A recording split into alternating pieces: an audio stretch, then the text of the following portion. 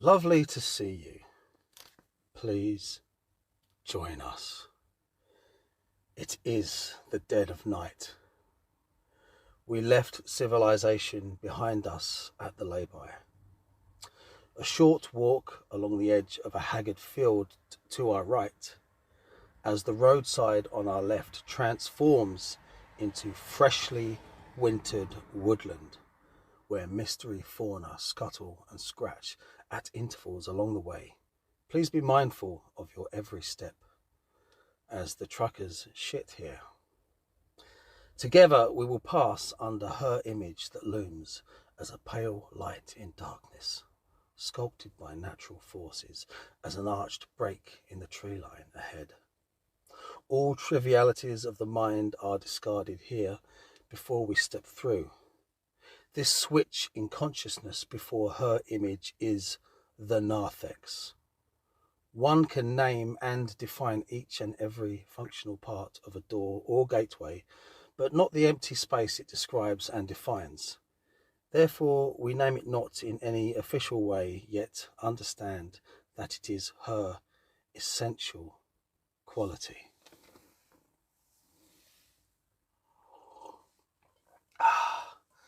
Holding hands, we make the step through. As we walk upwards through the steep colonnade of trees, an occasional living star winks coldly through the swaying branches above, bringing to mind the vicissitudes of fate that have led us to act. Some say a portion of our fate is inscribed upon the stars. They are correct. Some say a solemn prayer from the heart goes a long way. They are also correct. They also are correct, rather. A prayer has a purpose has a cause, but prayer should also be too honestly a natural side effect of devotion upon the golden path, to have a mundane cause as such, more likely to say it is our truest will in general essence, ritualized, as to be literalized or even liberated. But who are we, and who is she? Soon. When the moon is full and cursed saturnine in deepest apogee of darkest winter night, when elegant ghostly fingers of mist roam the hills, more then. In our opinion, the full moon is always the best time for magical prayer. If we were to shout upwards towards the gods, we'd have a better chance of being heard if the door was fully open, but this door is more accurately described as a mirror or reflective pool, and the shout often more truly manifested in the form of a whisper infused with the purest love, preferably, but not always so. Unfortunate would be the nights of hate. High emotions reach higher and lower. We say that, poetically speaking, as what we seek walks the earth in her allotted times. Now, to be sure, the character of the constellation housing our silver moon is a factor of consideration, as is the influence of any wandering stars, but our focus is contracted for now to the act of communion itself. Excuse me. Still trudging uphill through the groves of death, we'll reach the upper, flattened off area soon enough. There is a guardian there. Oh, hang on. Are we still recording? I'm just checking. There is a guardian there, always upon the threshold of our target, seen or unseen. But no need to fret, for he knows who we are. We heed the warning he once gave us well, and never do we grow complacent.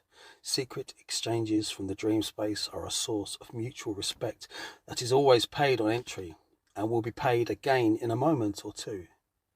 He showed us how to really begin the connection that welcomes us here. Our earthly teacher has instructed us in the disciplines that have sharpened our senses to see and feel it more keenly, the personified electromagnetic vitality of the land. Okay, we have arrived.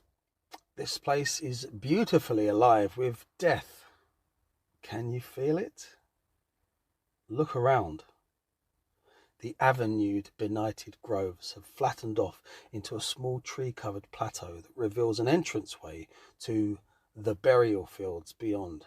This natural door in warmer seasons takes the form of a Marian archway, her empty silhouette framed in lush green leaf.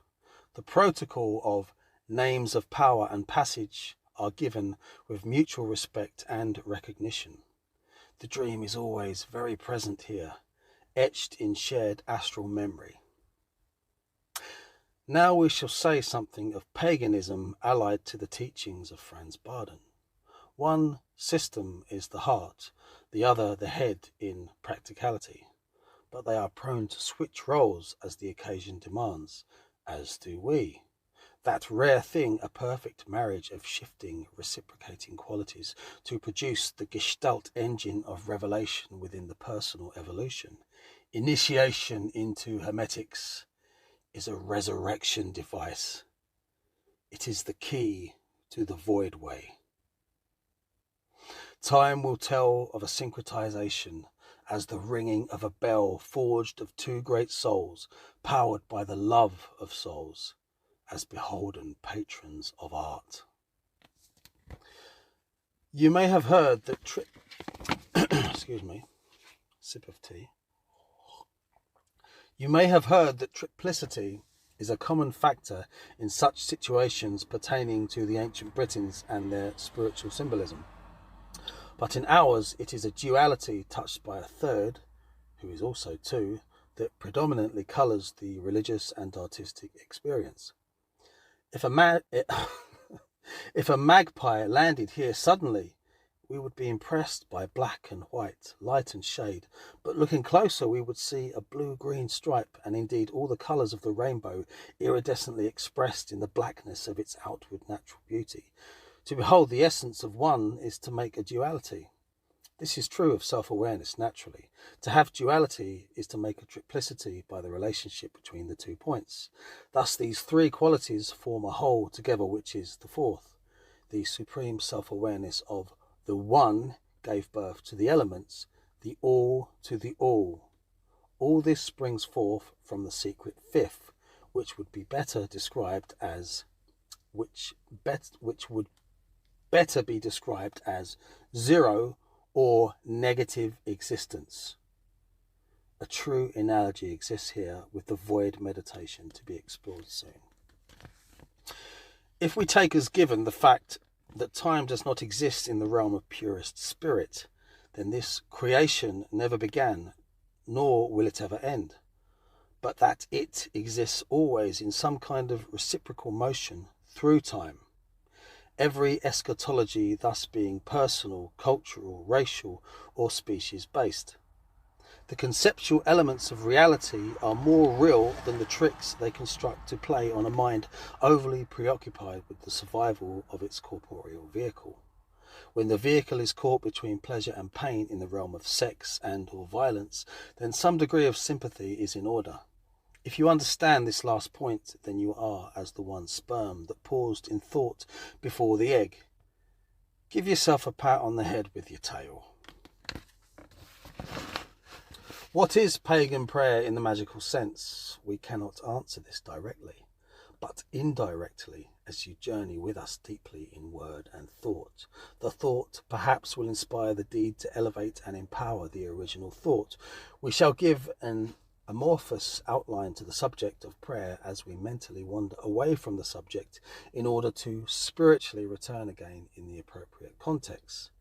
It will be worth the wait, we promise you. The cool kids always find their own way until middle-aged wisdom brings them into marriage with the efficacy of a thoughtful and moral conservative tradition, dissolving the illusion and trap of the left-right game, hopefully. We make no claims of received authenticity in the fullest sense, for this is not required or even possible. We will go some way, though, be sure. The blanks will be filled in with quality workmanship.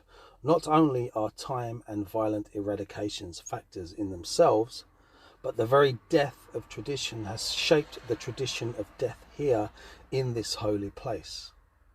The practical perennialism of the teachings of Franz Bardon, and by its extension the fleshing out and careful consolidation within the Seshen school of Hermetic meditation of said teachings, act as a universal key. Not the initial nor the only key, but emphatically the most useful. Though really the first key is us. How much do we want it? Which transplants as to how much we are willing to give and give up in sacrifice in order to achieve adepthood. Quote, "The magician lives magic in every moment." MF2WM. Close quote. The pagan need not be a magician. He may be part-time, but the pagan who is fully the magician is always in contact with the spirits, the ancestors, and the gods. The God Supreme is, of course, a given concept by deduction, and later by personal experience. The heathen has very particular forms of prayer. But before we touch on these, let us talk of a general personal philosophy and attitude. Supplication was neither debasement nor servitude to the polytheistic ancients we honour and mimic. As a pagan, we rarely think of God, the Lord Most High, in his role as the supreme jailer, to be grovelled to when the proverbial shit hits the fan, nor despised as the ultimate dispensator of grief and trial, whether this be true or not. Every man and every woman is only one act of extreme misfortune away from the kind of personal cosmic horror that could motivate an existential hatred of the blind divine towards truly murderous heights, a true Satanism, being an ontological dead end towards a subjectively indignant war on being itself, thus conferred to the supreme being as first cause. Can you imagine what it would take for you, dare you, to hate God and thus yourself? Of course you can. It's reasonable. This must be guarded against with a kind of respectful and stoic individualism that is independent of the calamity of an injured child cursing his parents with whom he placed too much unrewarded faith. The perfect logic of scientism is another dead end. The gods, alternatively, are much more humanly relatable. They are in it with us. The mystery of the Most High is indeed a concept to be reached and explored subjectively by the third meditation technique we will cover in this chapter, in due time, via a kind of directive, passive contraction which can be likened unto a prayer if the act be made properly ritualized and sanctified as sacred. Our attitude is that Big G appreciates balls and attitude over cowardice and platitude, at the least in our healthy minds, as long as the motivation is good-hearted, despite the fact that simple survival puts the clear view out of focus into endless gradations of tough love from above. To carry God Supreme in your heart as a side effect of good motivations, or the causal principle of all good, as opposed to carrying the God confusion in your brain, alloyed with the threat. Broderick Wallace here, and we are back on the second video of the reading of WYRD WEAVER Chapter 0. And sorry, it's like a screensaver. If you don't tap the screen every once in a while, it might just cut out. But I'm not going to read that again because I think the vibe was good. So I'm going to go back just a little way to the paragraph where we compare the gods against God with a big G. So, sip of tea. The gods, alternatively, are much more humanly relatable. Just check we're recording. Yes, we are. They are in it with us. The mystery of the Most High is indeed a concept to be reached and explored subjectively by the third meditation technique we will cover in this chapter in due time, via a kind of directed passive contraction which can be likened unto a prayer if the act be made properly ritualized and sanctified as sacred. Our attitude is that Big G appreciates balls and attitude over cowardice and platitude, at the least in our healthy minds, as long as the motivation is good-hearted, despite the fact that simple survival puts the clear view out of focus into endless gradations of tough love from above. To carry God supreme in your heart as a side effect of good motivations, or the causal principle of all good, as opposed to carrying the God confusion in your brain, alloyed with the threat of punishment and grim-browed expectation from above, helps prevent religious servitude and insanity. The gods with a small g, or, turning the page, or angels if you prefer, are the big brothers and sisters of man. They can lift you up, or they can smash you down. At the least they are there, somewhat tangibly felt in a practical sense, unlike our archetypal absent parent. Or is that true? I know God is everything, but hold on, no stance is absolute. Everything is relative and we must be flexible. The most strong strength of all strength is found in the restraint and compassion of man. We suspect that the greatest gifts of siddhis, or powers/abilities, are bestowed upon the virtuous protectors of the meek via myriad forms of spiritual intelligences, but most especially transferred via the intermediary of the higher self from the supreme intelligence at top, directed down from the central cosmic pillar, which is a common perennial feature of mankind's occulted spiritual doctrines worldwide. This process can be extremely complicated, but sometimes it can perhaps be very simple. You may encounter the blessing of God in the smile of a child. Life without children is truly a cursed waste. Ask the ancestors. A pagan doesn't kneel before the blank, faceless emanation of the Godhead in all its vacant, circumstantial cruelty. He takes power from this inexhaustible fount in defiance, as well as in gratitude or necessity of occasion. For a man to stand tall and noble in a world of pain and stupidity is, paradoxically, for him also to kneel in service before the gods, whose facefulness is mirrored in his own ancestry. The humanity of the gods, that they appear as prisoners to, is the link. There is no spineless supplication. An acceptance of fate, though, whether kind or cruel, is an honourable disposition. This is true strength. This is true imperturbability. In essence, pagan prayer is directed towards the gods below the God, but not exclusively. As every major polytheism that ever existed or does still exist, albeit altered, conceals the concept of monotheism, the outpouring of the supreme intelligence into smaller and smaller specialized bowls, further and further down from the ultimately headless fountain of the unbegotten origin. We and you are one of these receptacles, but of a very special kind. Our own collective human outpourings carry a potency of the creativity of the sourceless source that we might pin on the famous "as above, so below" of Hermes Trismegistus.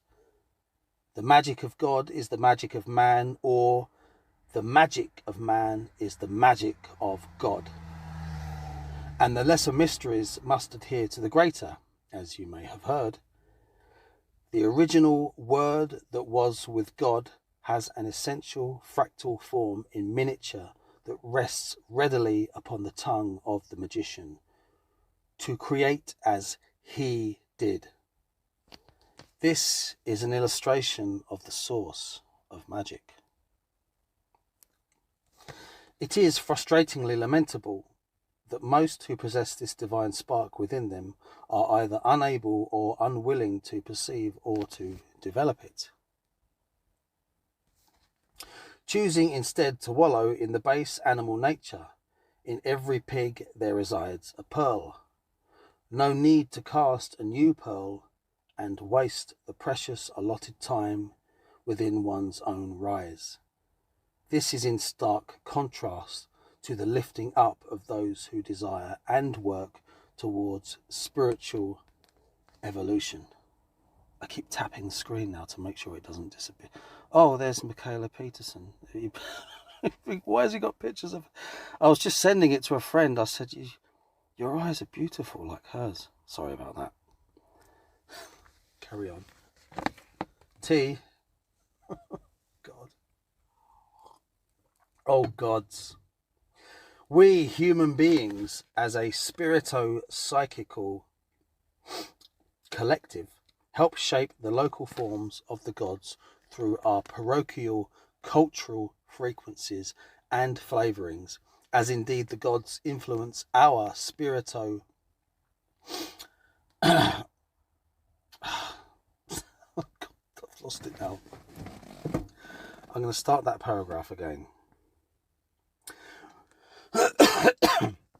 We human beings, as a spirito-psychical collective, help shape the local forms of the gods through our parochial cultural frequencies and flavourings, as indeed the gods influence our spirito-psychical, physical and cultural development in a kind of feedback loop of shared transcendental meta/mesa evolution.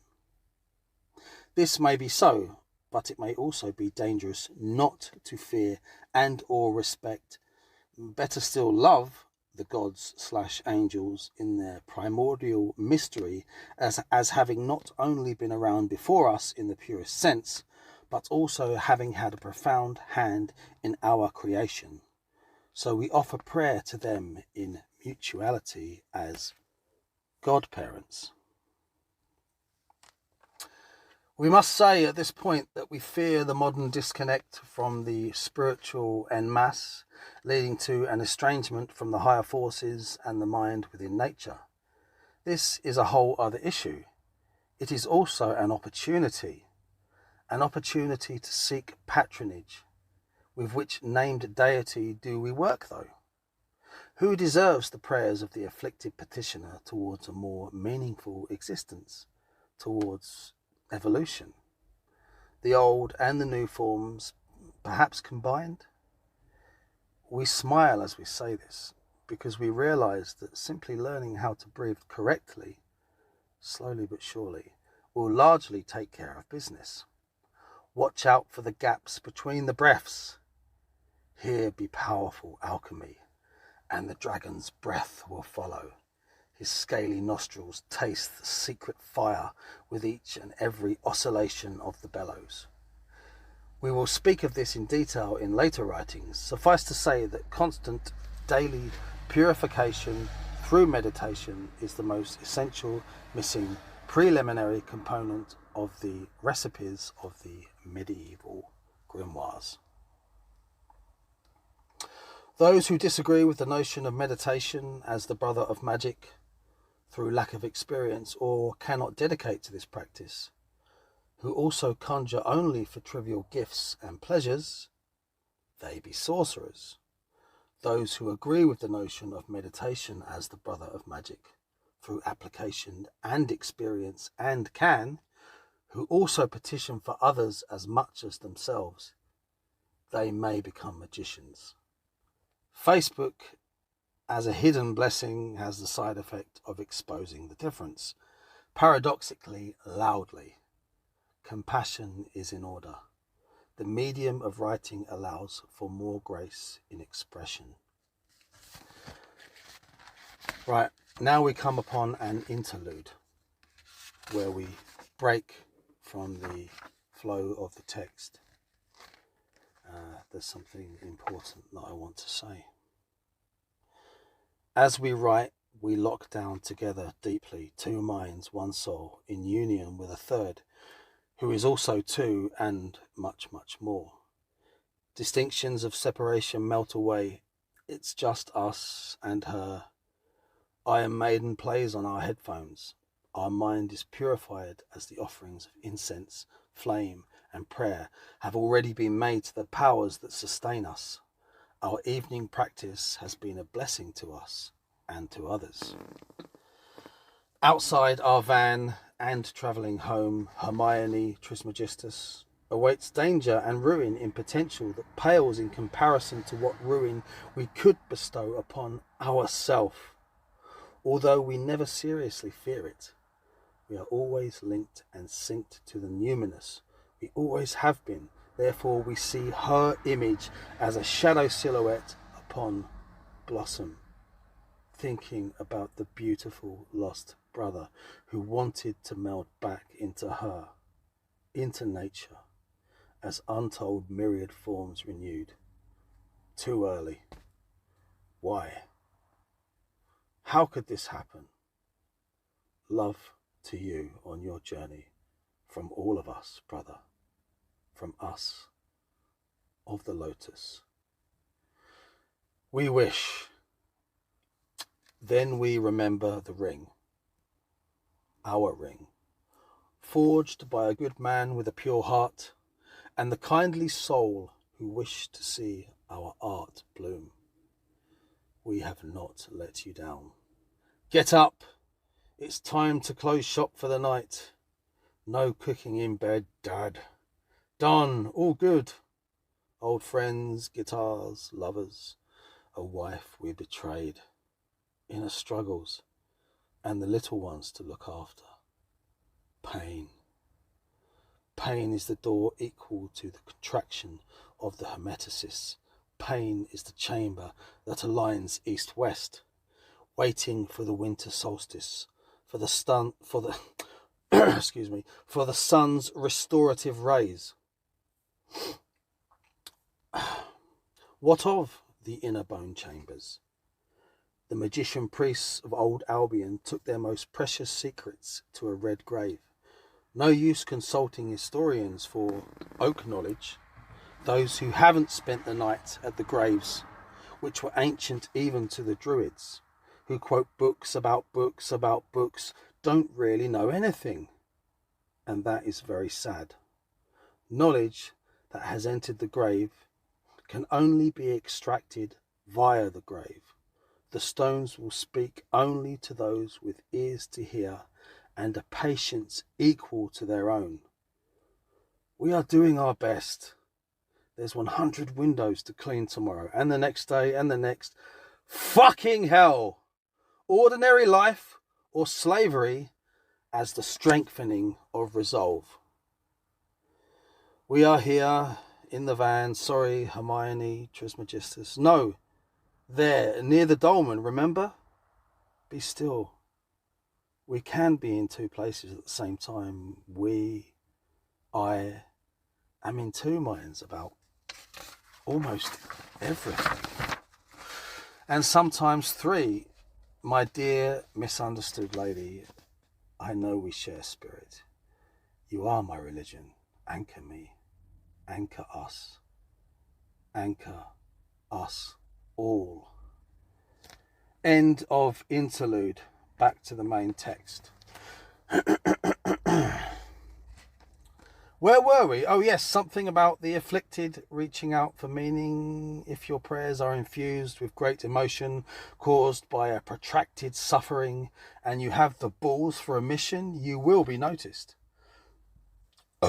Excuse me. There's always work for a worker. Make sure you really want what you pray for, because it's really hard trying to spoon the toothpaste back into the tube as the world you know dies all around you. Quote, according to the universal laws, the magician will form his own point of view about the universe, which henceforth will be his true religion. Franz Bardon, Initiation into Hermetics, page 44, English edition, 1976. Close quote. Mr. Bardon provides us with the universal laws of a spiritually conscious ontology, together with the perennial techniques of spiritual advancement towards adepthood. His epistemology seems simply to be know thyself. Know thyself. Know thyself through direct personal practice. Okay, the third video, Broderick Wallace here, reading WYRD WEAVER, Chapter 0, She Grows. Right, where were we? As to Bardon's chapter on Big G on page 45 of our own time-worn 1976 edition of IIH, there is no contradiction to the pagan mind, whatever pagan really means. We will not follow fashion by stating we don't like that word, because you'll have a good enough idea of what we mean by its traditionally somewhat inaccurate application and usage. It's the most expedient appellation. Obviously, we don't refer to the summertime cosplay artist, but instead to the winter-hardened man of praxis. To continue, the God-man is implied in action as the good man. It is partially achieved by ironically doing nothing properly, as we shall see later. It is not a constant concern. It is existent through our image. The friction we go through internally is our friction with God, naturally. Getting back to the meta-practical union, we wish we could tell you which god or goddess... Sorry. Pour some tea, William, dear boy. Okay, Broderick.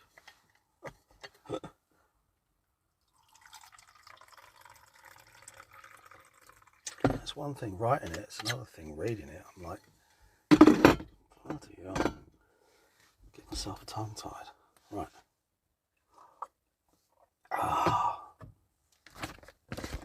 This reminds me of when I used to front a metal band.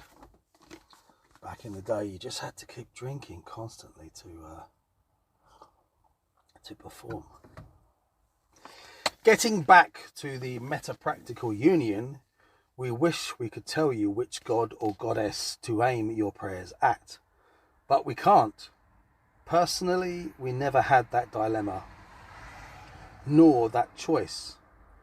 The ancestors, as equal recipients of your praise, along with the spirits of the land, will help point you in the right direction. Alien gods are harder to gel with, but it's not impossible to form a loving bond with them. We have a permanent channel cut into our brain to receive butter knife of the ayahuasca that she fashioned herself, and she is most welcome when she makes her rare visits. Glorious being of love that brightens our heart. She is a transformative soul mirror on a scale many will be too scared to experience due to the social preconceptions surrounding the subject of drugs, or psychedelics more accurately. Butterknife is a maker of shamans. She is a mother of tribes and the angel of the Amazon. It is true that there are certain problematic thoughts we don't think anymore since she merged with us. Unless you count the increase in love and compassion, which is quite problematic. Every extreme quality within the mind should be counterbalanced. An excess of compassion and love lowers one's defensive perimeter to allow in too much corrosive influence. Take that however you like and scale it outwards. The same could be said of greed. Who or what? That is your problem to solve if you see it as such. Just check we're still recording. Yes. Worry about it, and it will most likely resolve naturally through the raising of the issue to importance. Everyone is different. We must add here, though, that we shall reveal the reawakening into wider consciousness after 2,000 long years or so of the principal goddess of the ancient Britons, when the time is right, at a later date. Again, I will hold back until later writings, and when the blue bell tolls again, we shall invite you to join us. It matters not to us that this fact be widely accepted. It will be experienced by those who seek to know and to dare it. The will to know her will be rewarded. The silence induced by her touch will be of such satisfaction to those who understand that not everything can, neither should, be shared. If it seems that we make deliberate drama here on this point, the truth is rather that the value in our words will serve only where it desires to serve.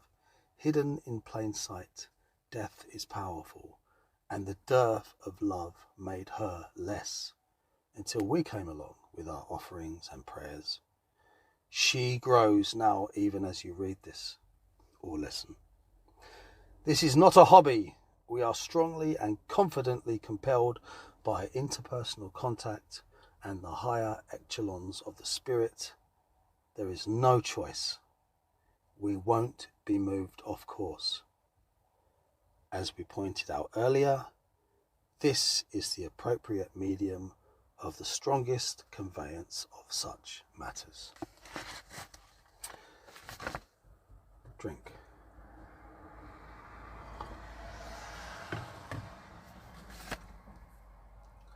The ancient, weather-beaten dolmen looms before us as we emerge upon the vast burial fields. The megalithic stone door is cast black against black in the damp night gloom. Silver stellar rays streak through its outer mystery to play upon the inner eye of observation. Protracted fingers of timeless light reaching into our conjoined soul.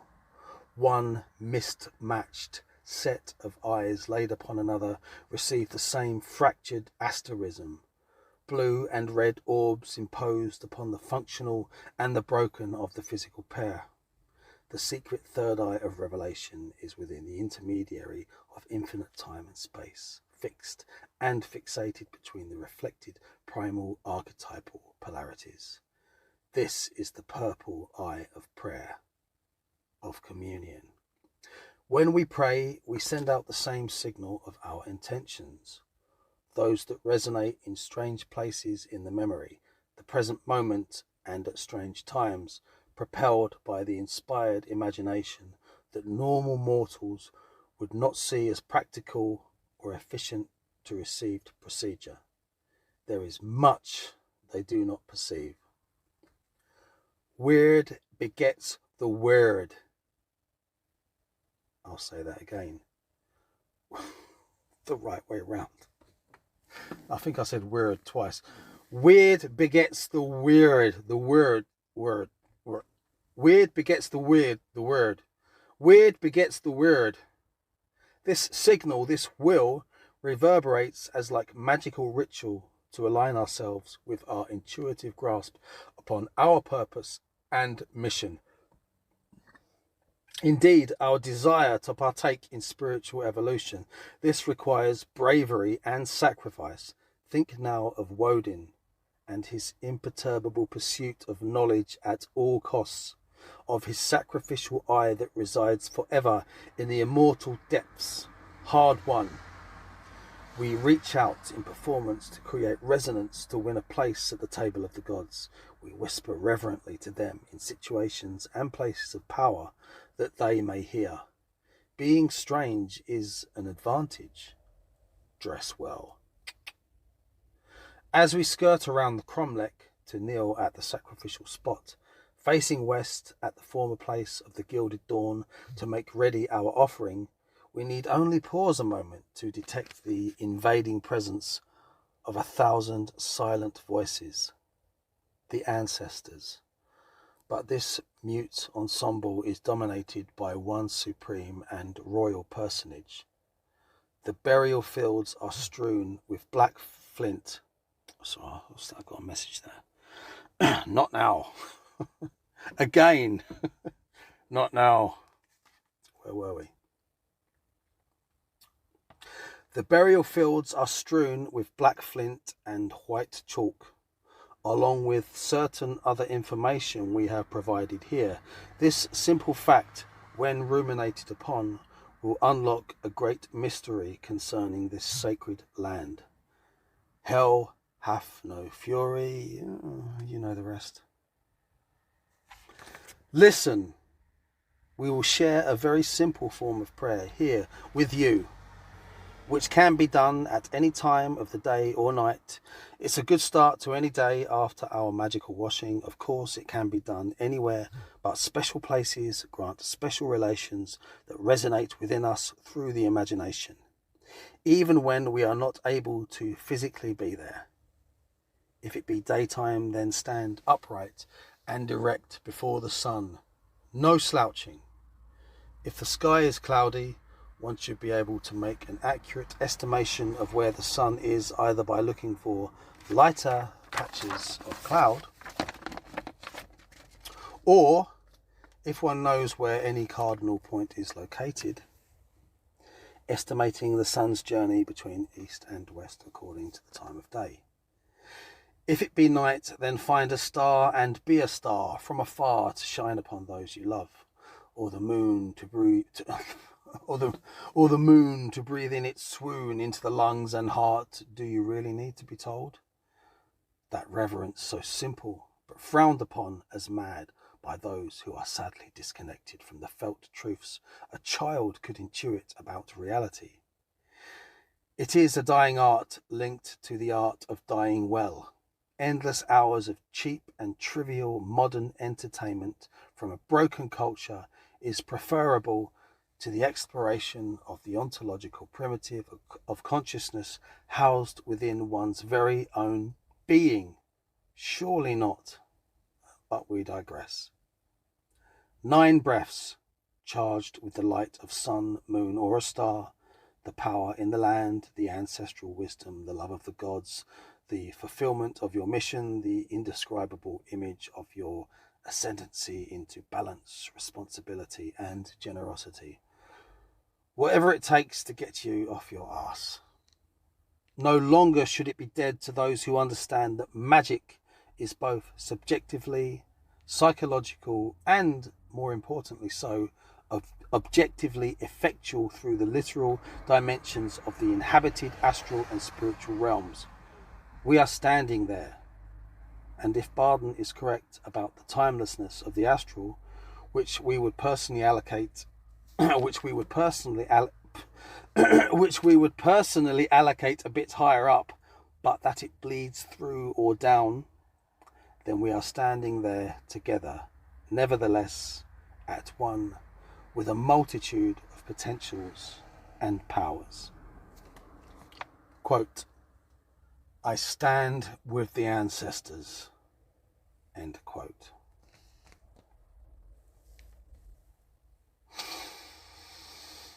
I'm just going to read ahead a little. I'll save that for the next video as we get into the paraphernalia. Lovely. Hello, Broderick Wallace here. Part 4 of the reading of WYRD WEAVER, Chapter 0, She Grows. And I'm being invaded by a guest, a fly up on the page. Right, where were we? Page 8. Let us talk of particular ritual tools. A certain religiosity is a perhaps unconsciously scary concept these days, even to those enthused by magic. A leap of faith is necessary along the road to adepthood, unless we have been blessed to be zapped by proof of the most extreme and undeniable kind. The vestments and paraphernalia of popular organised religions, East, West, or whatever, hold within them a particular psychological purpose or practical use. A bell or gong, for example, when rang, not only focuses the attention on the present moment, but forms a habit response, much like the classic story of Pavlov's dogs who salivate when the dinner bell is sounded. One's mind can be snapped into sacred mode by the use of a familiar trigger at the beginning of each prayer or meditation session. There are numerous examples of habit response generators, such as special spiritual clothing, bead rubbing, donning of the Isis band, bell ringing, etc. A closing gesture at the end of the session is also advisable to return to the normal consciousness. The normal personal consciousness should be an evolving concept within the Hermetic practice. If we take the black Isis band as a good example for our subject, we will have much to intuit from such a simple item. This is its inherent power. Notwithstanding our beads, what more perfect accompaniment to prayer?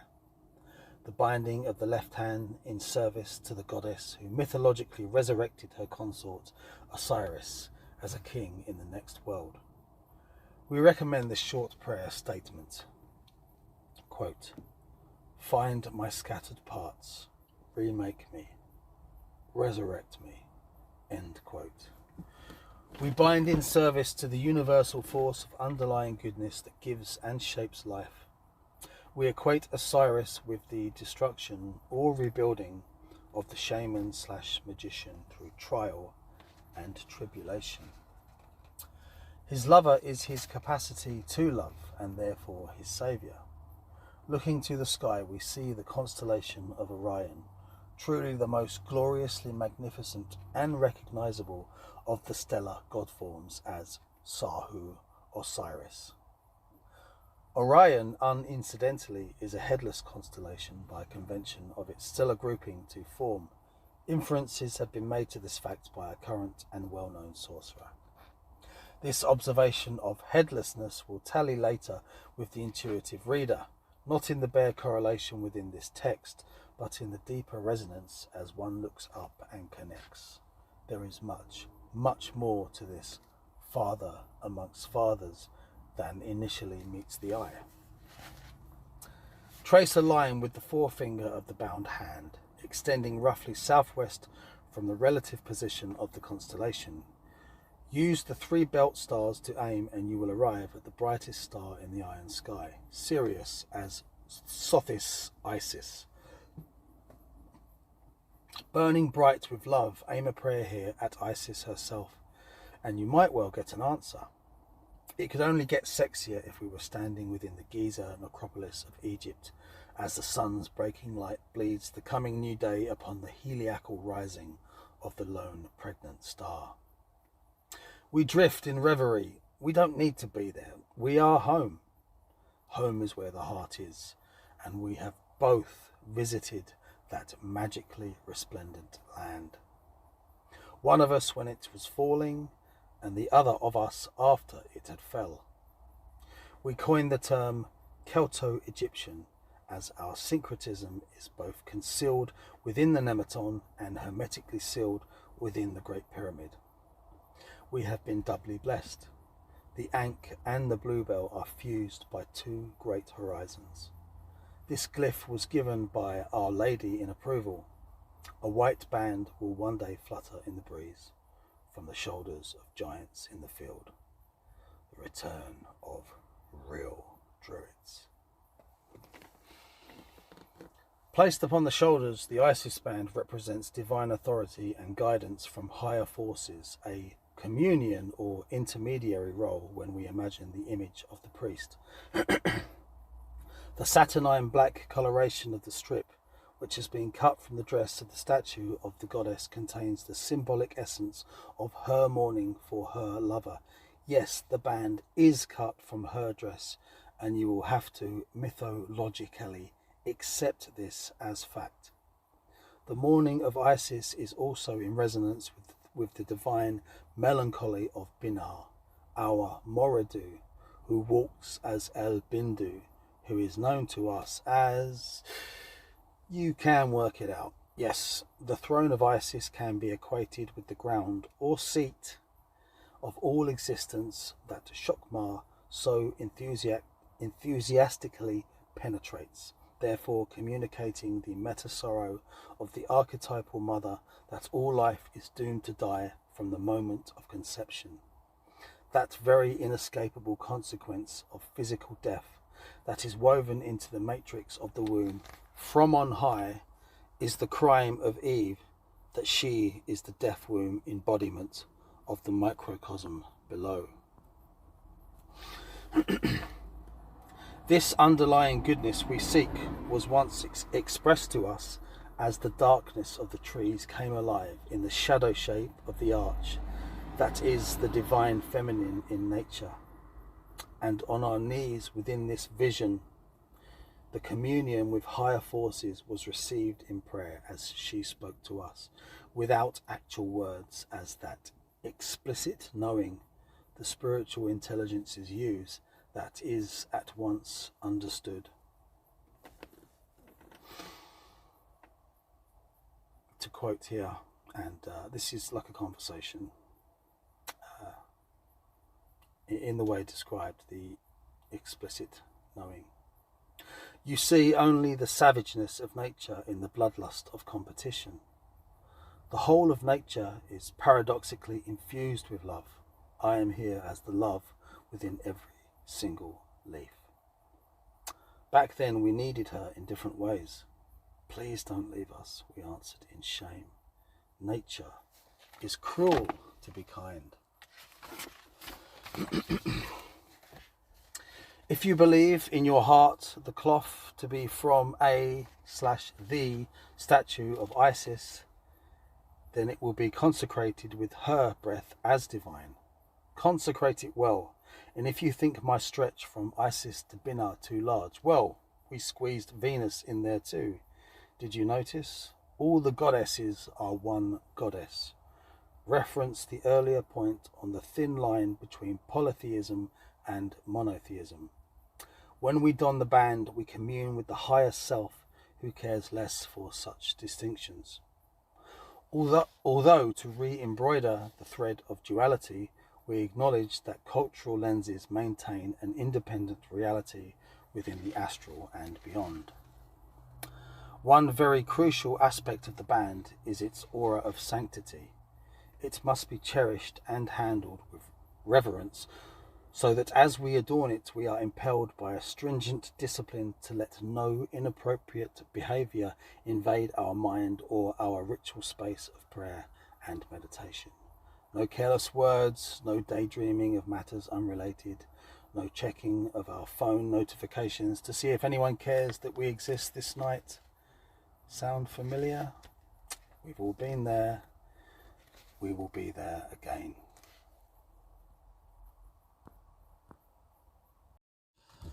Hello, part 5 of the reading of WYRD WEAVER, chapter 0, She Grows, by myself, Broderick Wallace.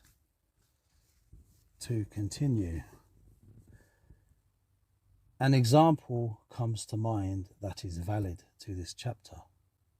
One particular day we were engaged in forced labour with strangers in a graveyard. Lunchtime came around and we were compelled to conduct our meditation practice at a small distance away but somewhat on show to our fellow workers. They could not understand what we were doing as anything more than sitting cross-legged like a Buddhist monk in the stereotypical sense, which is fine. The Isis band was flowing free from our neck in the windy English countryside, with the small village church looming up anachronistically behind us. Such is the power of the one-pointed mind to belittle the weight of 2,000 years of usurper tradition. Because we were completely unapologetic, confident, and visibly more relaxed upon exit, we noticed that it had generated a kind of curious respect. The comment that sticks to mind, though, was something like, "If it helps you and it doesn't do any harm, if it genuinely helps your state of mind, then that is a good thing for you, and it's worth it for you. And yet the fascination from various sentient nodes of enslavement to passions and status distorted was for peace and release. Everyone but the psychopath recognizes the intrinsic goodness of spiritual practice and is drawn forwards in fascination. To be fully content by assuming a state of energetic engagement with quite literally nothing tends to capture people's attentions, even if only to rail against the uncomfortable truth of it. Nothing is often the most effective solution to many of the interpersonal issues we face on a daily basis, as our teacher has so wisely pointed out. The veiled judgment of my fellow labourers was as follows. Even though it has no real power beyond a subtle calming of the mind, that's good for you because you feel and function better in the world. What they failed to intuit is that everything we do is a part of us. Everything we do or say or think resonates here and now, backwards into the past and forwards into the future. As our teacher states, we bring the fruits of our practice into our daily lives. Over the consecutive days, I encountered much respect from some fine fellows, and consequently, as a result, more resistance from the odd jealous orc or two.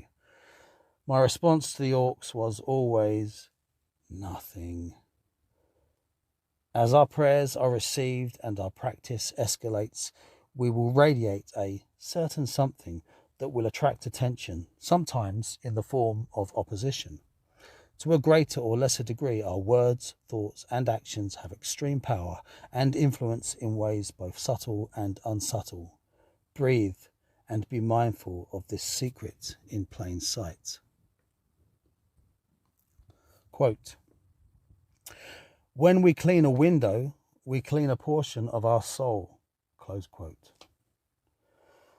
So to add that element of religiosity to our practice through daily prayer will change us and the world around us as the psychological and the magical in tandem to affect the physical.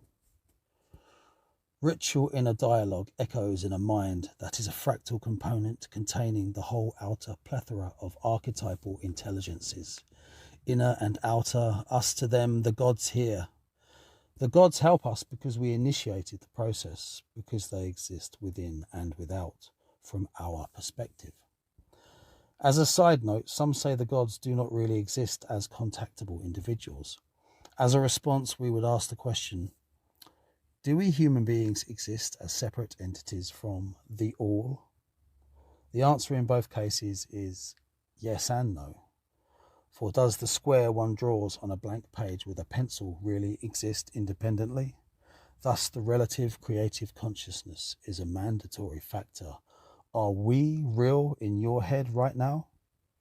Extend this concept. When you send out a message to the universe that you want to be a major player, it will respond. It will respond. Sorry. Through every word, thought, and action, through grand and strange gestures, the most intimate and beautiful moment of giving sacrificial offering in solemn prayer resounds like a thunderclap in the astral. So loud it rebounds through all the levels of creation. Quote, I am serious. End quote. Those who are knowledgeable or intuitive will have detected the resonance of our teacher, again, in the last few paragraphs, of which we are very proud. To quote the man directly, let's make every word, thought, and action count. To stress a point previously made, when life threatens to destroy us and magical work is required to avoid catastrophe, we have a saying, the gods help those who help themselves. The same rules apply to prayer as they do to WYRD weaving. You cannot simply sit back and expect to be saved. One needs to get proactive in the solution without obsessing over the wish work and or petition. A good-hearted sense of mission validates itself. Quote, beauty is truth, truth, beauty. End quote. From Ode on a Grecian Urn by John Keats, 1819. We turn to prayer when we feel our fate is becoming abrasive towards our desires, but in truth, prayer should never cease. When our whole life and practice becomes a work of imperfect art reaching for perfection, as a crooked plant grows firmer towards the light, as to make the analogy, then it should come naturally to clasp the hands with a straight back at the mere sight of the beauty of the night, and to extend the hands and breathe in her perfume consciously. Yes, another goddess, they are easier to love. And as for yet another, the goddess in Malkuth, Nerthus will read the prayers you bury in the soil. If you're really unlucky, she may pass them on to the Raven Master. Quote, I know that I hung on a wind-rocked tree 9 long nights, wounded with a spear, dedicated to Odin, myself to myself, on that tree of which no man knows where its roots run from. Close quote. Excerpt from the Havamal of Odin. Hello, welcome to part 6 of my WYRD WEAVER Chapter 0 She Grows. I'm going to mention the subtitle as well again. Bardonian Magical Prayer from a Pagan Perspective. And I've just spilt a whole flask of tea on the floor of my van, so I'm going to have to make do with warm sparkling Ribena, which is no longer sparkling, I'm afraid. Testing times. Speaking of testing times, let's get back to the text. Let us bring in a masculine role model. Before we go up, we must first go down. Odin/Wodin/Wotanaz is a god on 3 principal levels. For further study and investigation of Odin, Vili and Ve may pique one's interest, although that is a very difficult task. We have interchanged alternative aliases for our fatherly European hanging god deliberately. The purpose of our discussion is not strict historical scholarship, but to create an impression of true ideas that lead to an understanding that is free of falsehood. A small interjection follows first to help us illustrate a certain point. The staff of Hermes does not bend. Quote, when the storm comes, tie yourself to the mast, the central pillar of your practice. End quote. The staff of Woden will beat you down before the one-eyed bastard in blue will offer you a hand up. He doesn't read your prayers.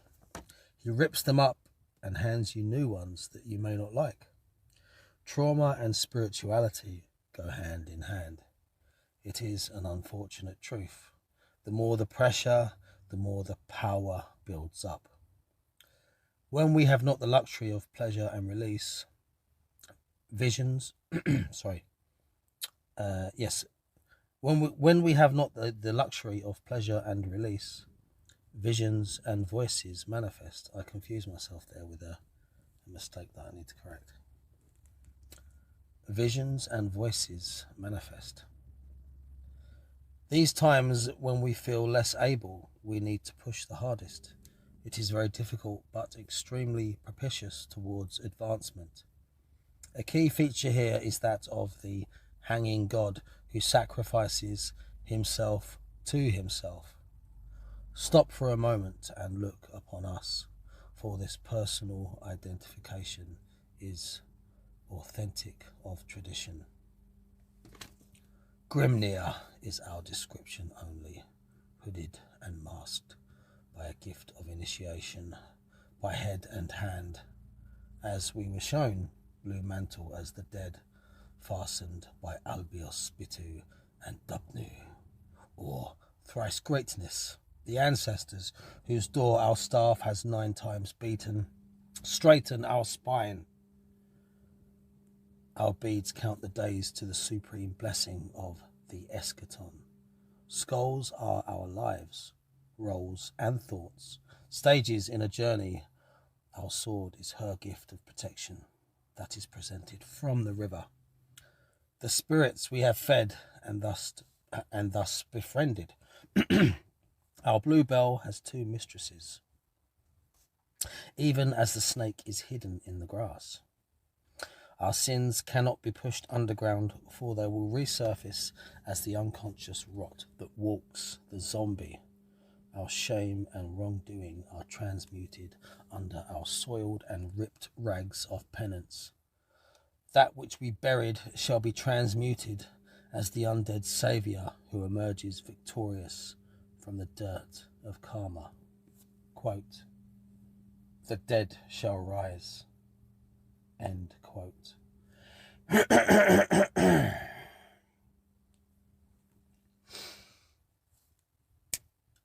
I'm going to interject here something that I didn't realise at the time of writing, which I have come to learn.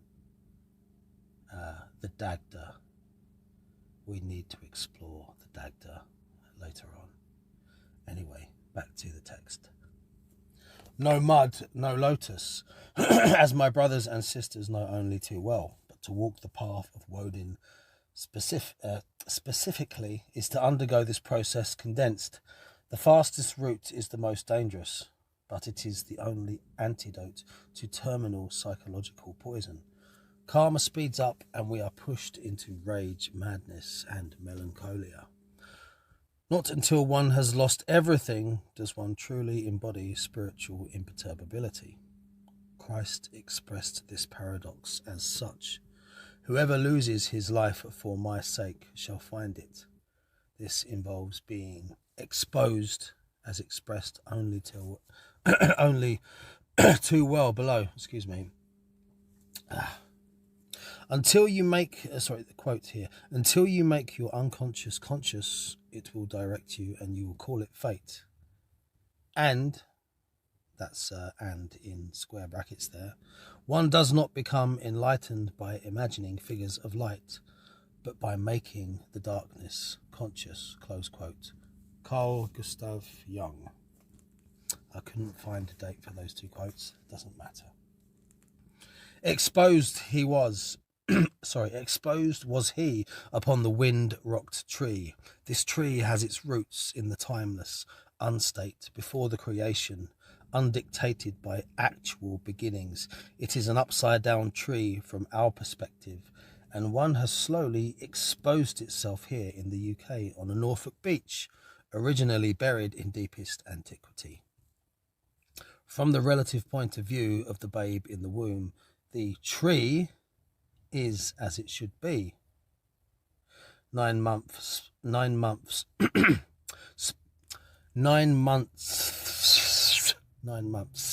spent in the womb till rebirth equals 9 nights until self-remembering, when the runes speak to be reborn in this life, born again. When we pray, we make dialogue and dialectic with the unconscious. We whisper precious spells into the sap of universal consciousness. Who can say with 100% confidence that man is superior to the vegetable kingdom? The number 9 and the dead. The number 9 eternally recreates its origin through the adding up of the results of its multiplications.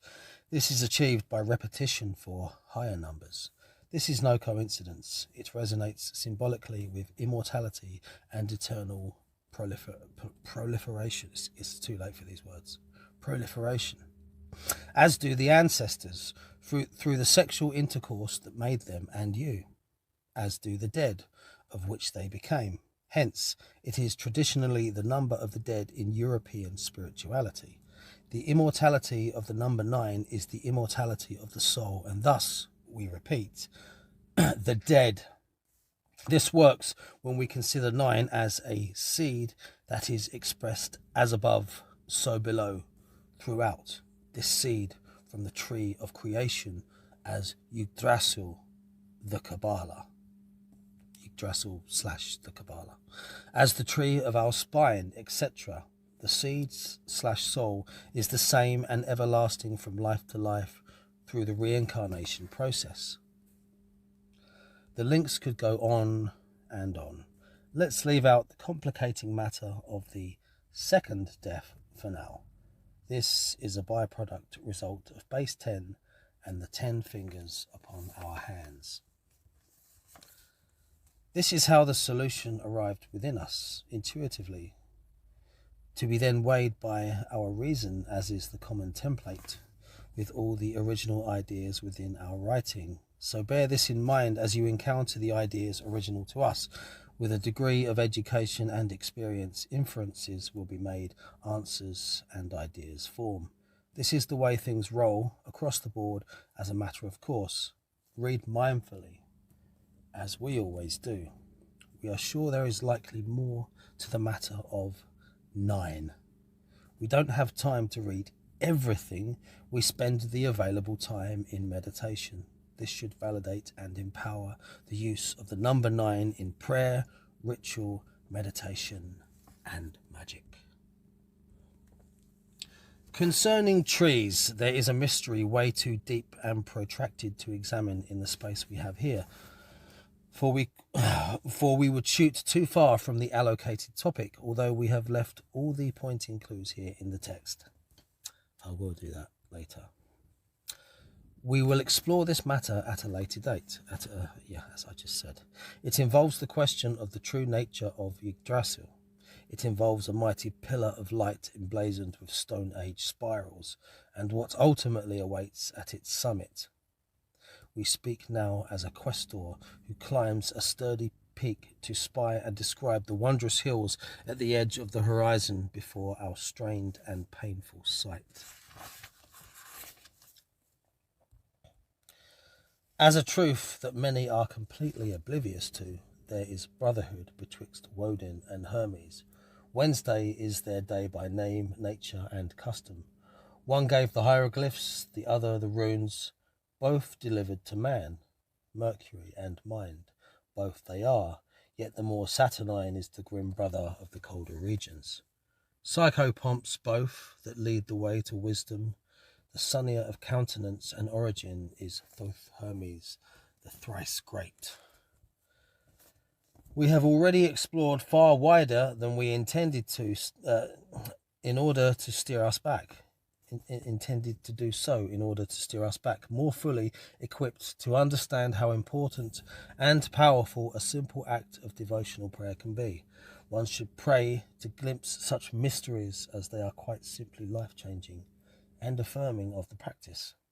Such gifts solidify the path. Let us assure the reader that we are very familiar with the gallows god and his gifts. A thrice great Holy Trinity is he, as is expressed in the 3 points of the Shin of Seshen. Number 1, a grim man of sacrifice, hooded and hung in blue. He is his own sacrifice, the wisdom of Merlin that guides Arthur towards kingship. Number 2, the walking dead reborn in the ecstasis of inspired wisdom, blazing as a phoenix sun, his self split high as a raven on the wind. 3, a one-eyed magician above as below, whose breath gives life that reforms the weird beyond time and space. He sends divine providence to himself. Sound familiar? I'll give you a hint for each phase, dear reader. 1. A customer once invited us in for tea and biscuits, simply because he saw our ladder as a cross we carried upon our back. 2. We made great works of art together after we died the first time. 3. There is a great infinite light, where every eye be one, atop a great sculptured pillar, blazes the light behind the sun.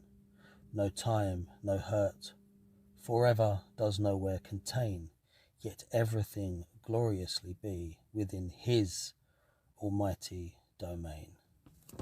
All Father by Broderick Wallace.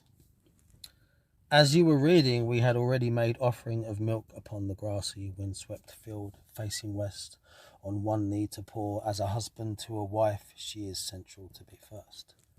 Praise to the ancestors, praise to the goddess, praise to the spirits of this land. With our hands clasped, it's difficult to say that. With our hands clasped together, prayer comes easily improvised. Do we always need a script? No, but we remember and forge our narrative over many, many special moments. Be careful what you ask for. You know the next line. Ha. Take a sip of warm, unsparkling Ribena. I do find this exhausting, to be honest. To the pagan, there is no better place to pray or make offering than the self-harmonizing church of nature. Outdoors in the wild, away from the gross masses of the enslaved and the machines used to enslave them through the psychopath's natural inclination towards soulless domination for its own sake. We are free in a place of natural energetic balance. Bardon's training exercises in I keep stumbling. This is the point. It absolutely. I do find reading out loud from a script very difficult. I'm gonna start that last paragraph again.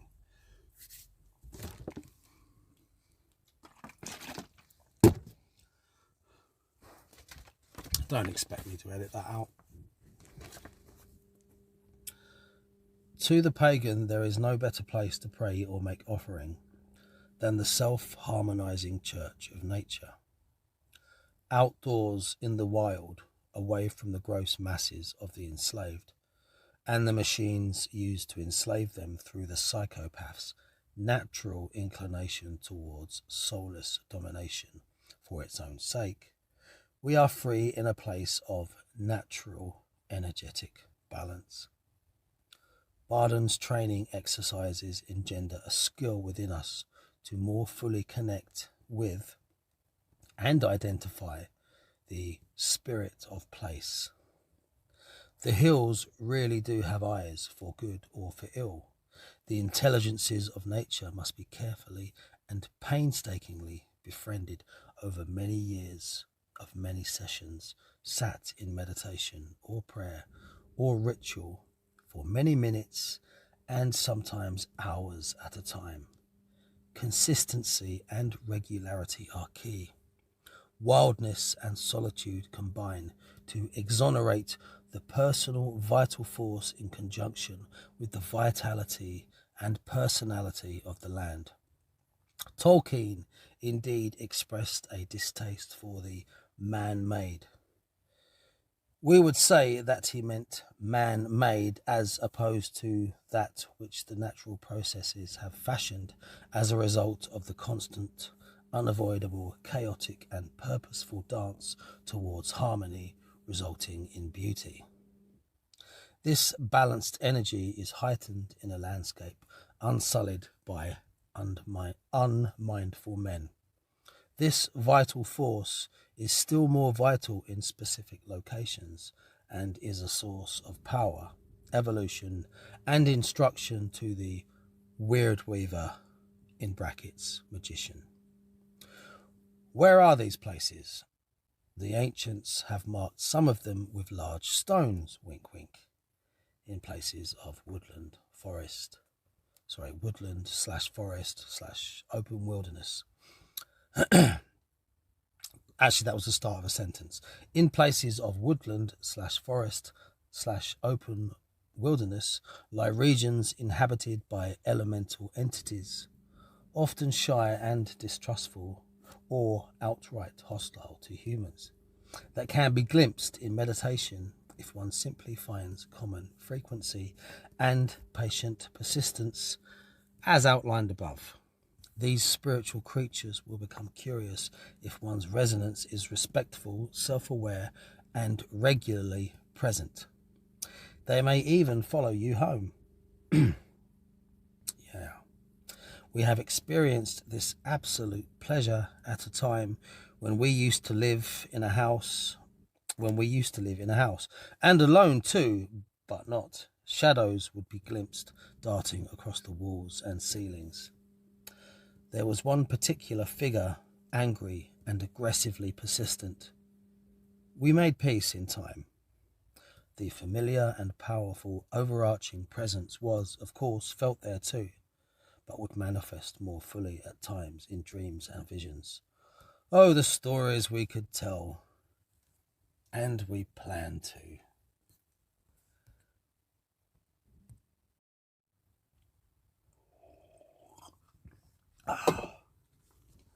We have tea this evening, a luxury. So welcome to part 7 of the reading of WYRD WEAVER, Chapter 0, She Grows, by myself, Broderick Wallace. Right. It is our belief that the principal nematon groves of the Druids were not always or commonly uniformly circular formations of trees or natural openings within the woodland. We have no proof to offer other than that of received vision and intuition that the interior designs of the medieval churches and cathedrals were partially foreshadowed by what you'd see inside a living vaulted tree enclosure, where the trees were carefully managed, pruned, and tied together throughout primal antiquity, continuing on into Iron Age pre-Christian Europe. We are suggesting that the most elaborate and beautiful nematons burned down by the Romans or left to merge back into the forests during the Dark Ages were far more elaborate than anyone has ever previously supposed. If you tie the tops of tree branches together, or simply look up through a tree-lined avenue, you will see the feminine Gothic arch outlined and formed of the void. The Gothic arch is the most simple and intuitive form of the archetypal goddess in nature. It is related to the Vesica Pisces, or the vagina. It is the vision of sorrow, as Mary in gown and veil. The classic silhouette we associate with the Mother of Heaven is older than any organized religion. Really think about that. To stand before the mysterious yet unpenetrated darkness within the arch is a meditational image of extreme profundity that reaches back into the primordial womb of spirit and is encapsulated within the image of the supreme dark mother goddess of varying traditions. To venture within this primordial darkness and find the light therein is the mystic quest of ages. It is also the root of the male sexual impulse. Thus, divine love cannot be separated from carnal love. The gargoyles and strange faces of green men are the spiritual creatures of the ancient Europeans, peering down through branches and guarding the tops of trees, older than entire living generations of men, much, much older. There are friends to be made where the wild things are. The living world is a natural battery, available to charge the intentions of your prayers and lift your spirits upwards. It is as true now as it was back then. So surely a literal living church would be more powerfully energetic than a partially living one. Although we definitely would not consider stone to be dead by a long shot. At the very least, we hope to convey the psychological link between forest, temple, and church, that through the collective unconscious has expressed itself as a continuation. It is important to highlight the many contrasting influences on the architecture and style of the Gothic cathedrals, not to mention that the timeline also complicates this view. Although Christian, in brackets, a Middle Eastern imported faith, close brackets, these structures do look very European in style. If the native pagan spirituality of Europe had endured, would we have standing here still today very similar buildings that were commissioned and built to the worship of Epona, Belinus, or the Morrigan? Notice the total dearth of truly ancient English god names in our list. The land of Albion is still in mourning. And without prayers, these gods lumber in undead sleep until awoken once more. They will have to be renamed to be reborn. It's not all fun and games though, for there are powers and intelligences that lean towards darker concerns from our vantage point, as the terminal disease of London spreads like a cancer across the UK. These power places become more and more threatened, but will never truly die out completely, all the while our blue-green globe still spins through the endless never. As the darkness of modernity clashes with the arcane dankness of old Albion, an undead friction produces visionary sages who will usher the dwindling stars of twilight into the underworld as a new partisan druidism emerges. The elves grow in number towards transition, and nothing the astral truly values is lost forever. They will live on in timeless spirit. We are so occupied. You can somewhat apply this globally if you like, but not exactly. Every country has its own unique nightmare. It takes much to remain balanced and faithful if you don't possess the money to hide in the spots illuminated by artificial light. Darkness has its own rewards. One of the most intriguing discoveries of the open-minded is the knowledge that dark forces are not necessarily always evil in essence. They have a purpose and a place. We are at such a place now. Struggling. It is a beautiful place here at the Dolmen, and this beauty stretches the surrounding network of megalithic sites within this prehistorical countryside necropolis. We have found rogue standing stones, now fallen, within the wooded areas, unmapped and untapped until we came along. It is a place of supernatural gifts and shadows. It is also a place of extreme sadness and loss.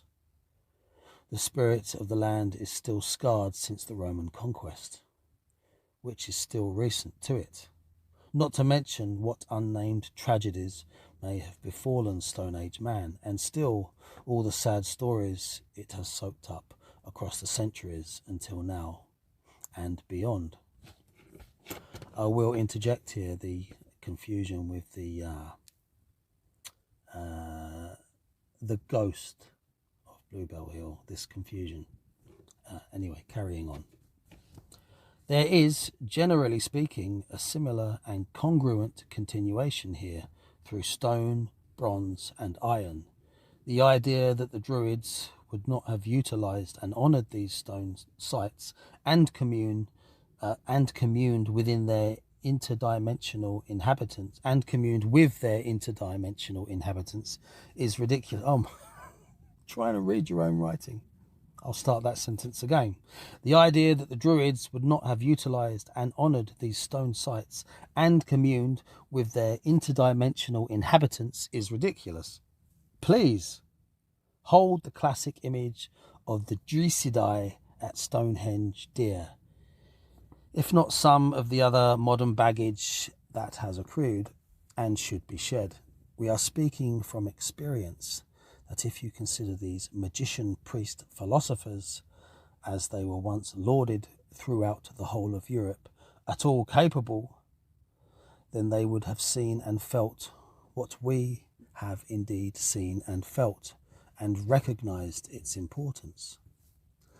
This local holy land conceals much. Who or what lies buried in the earth womb since those times, still dreaming in the underworld to aid a people unrecognizable? What fabulous gifts still fill the currents of the river they were transported by into the fairy realms? What golden treasures lie beneath our feet? What do the ancestors whisper upon the wind? A certain Mr. Connor may have some idea. Wink, wink. Do you understand that spiritual truths cannot always be committed to prose-heavy language? Do you understand what we are trying to illustrate in terms of assuming the theatrical amidst the extraordinary? To walk as a wizard is to pluck the spider silk strings of the weird that the... sorry about that. If I don't keep tapping the screen every now and then, it has this habit of just ending the video, and that's really annoying. It means that I'm going to have to get semi-aggressive again with that paragraph that I didn't quite finish. So, are you ready? Oh, oh God, I forgot to say, didn't I? Which, this is, 8. The 8th installment of the reading of WYRD WEAVER, Chapter 0, She Grows, by myself, Broderick Wallace. Do you understand that spiritual truths cannot always be committed to prose-heavy language? Do you understand what we are trying to illustrate in terms of assuming the theatrical amidst the extraordinary? To walk as a wizard is to pluck the spider silk strings of the weird that the metal weavers may be aware of our will. Words are powerful indeed, but should never be made crimes of. This modern age is sick. Let it die within you for the greater good, as it did within us. We'll keep the good stuff though. Lol. Modern dentistry, superb. We are typing this right now on our phone. The list grows, but without some amount of wildness, we become domesticated and weak. So, paganism. What's the crucial difference here? Not so much the gods issue, as it is quite obvious that monotheism and polytheism are almost the same thing from certain angles, not so much the suppression of magical knowledge. The list goes on and on. But there is something you may never have considered. Paganism retains its wildness. Monotheism is for the civilized. Civilization, ancient and wicked. Who is Crom? Next, we would like to offer up a way of transmuting Franz Bardon's first 3 meditations within the mind into elaborate actions of resonance and petition to form a meta prayer to be passed on up the ladder to the higher planes. This is what you've been waiting for, right? So, here we go. Quote, "In this rise, the initiated magician is a mystic at the same time." Close quote. Franz Bardon, IIH, page 46, English edition, 1976.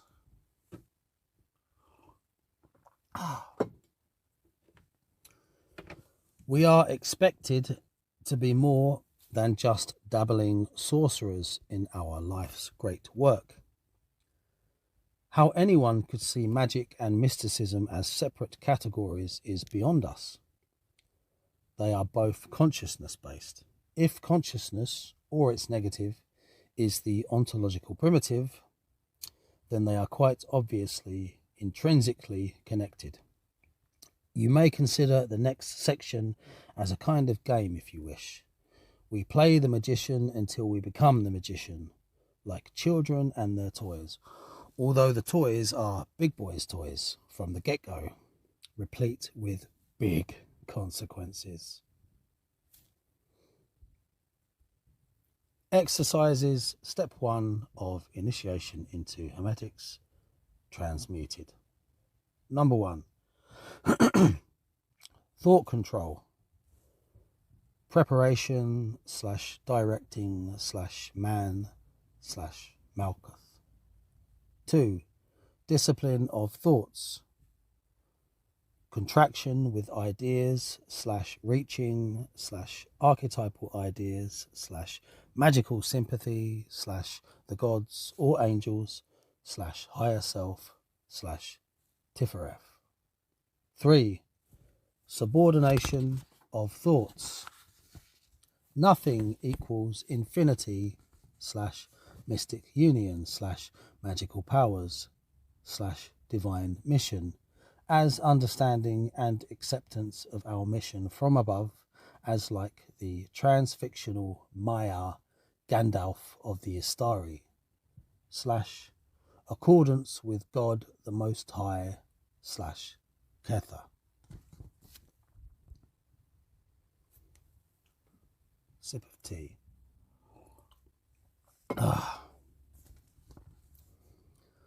The first meditation of step 1, labelled thought control, is a process of practice whereby we gradually work up to the remembering of a stream of conscious awareness. Basically, the recalling of all thoughts in correct sequence for 10 minutes. Over time, this exercise quietens down the mind and makes thoughts less cluttered. Internal mental processes become stronger in their simplicity and accuracy. We become sharper and more precise in our thinking. We could liken this state to the lucidity and confidence of the will required as the basis of prayer, or a preparation ceremony through purification of directedness. The prayer is economic and precise. The will is uncluttered. We are unconfused and lucidly aware of our ambition, desire, and righteous piety, hopefully.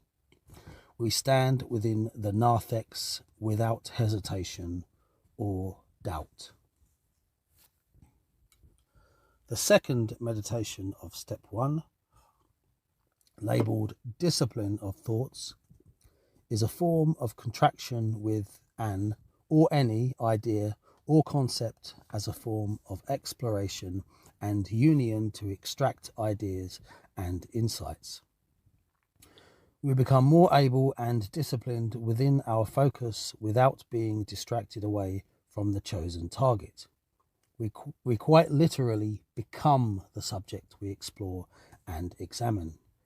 We could liken this to prayer as a way of connecting fully with a divine quality / force / spirit in order to convey our unwavering, fixated will upon it. There is only the prayer. We are the prayer. We embody the prayer, and it resonates within our evolution. We ascend towards a fixed idea of our said evolution without distraction. We have become our daily practice. The prayer has been made and passed on to the messenger above. The third meditation of step 1, labelled subordination of thoughts, is the most compelling and the most demanding. It is also a form of contraction or merging, but with non-thought itself or not self. The practice evolves us quickly upwards, so to speak. Is not the goal of the Hermetic practitioner to ascend the ladder, to attain the prize, to descend back down again with the prize? With repeated and consistent practice, we get closer to the HGA and experience flashes of communication or new abilities. Union with nothing is union with eternity. This experience cannot be explained adequately. It's called the occult for a reason. You have to do it. To know, to dare, to will, to keep silence. Shh. We go beyond prayer to the destination of our prayer. We walk with God and are not. As we identify fully with this meditation and with evolution in eternity without concern for time or form, a joy is felt, a warmth and love in the breath and heart. This elated satisfaction, even under stress and duress, is palpable as we are filled up with the void and content in emptiness. This treasure is retained through regular daily practice. We have arrived at the real beginning of the spiritual life, and a new strength radiates from our very own being. It is as like a light that shines forth. It can be subconsciously detected by those around you in normal life situations, although they won't exactly understand why. Your words, thoughts, and actions will grow in influence and effectiveness.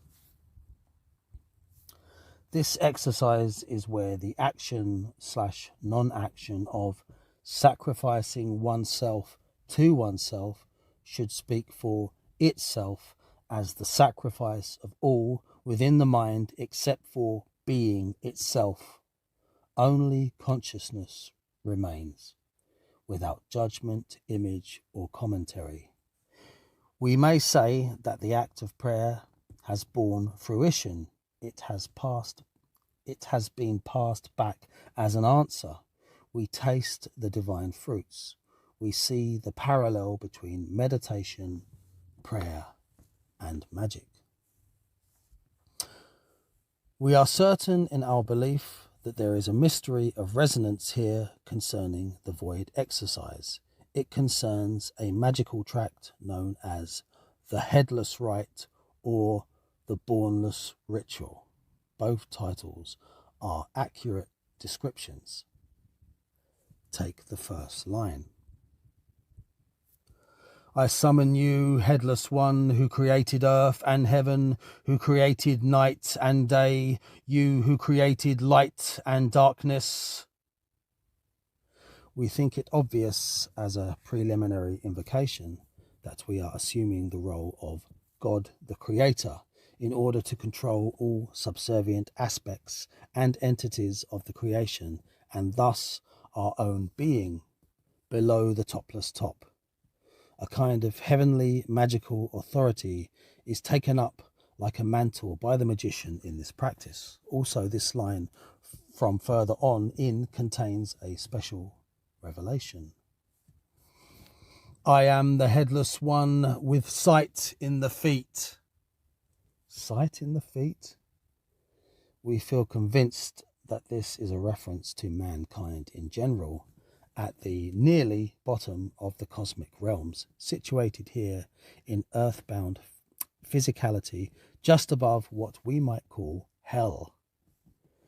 This is a way of communicating the popular idea that we humans are all separate shards of God consciousness, or how God experiences itself in multiplication.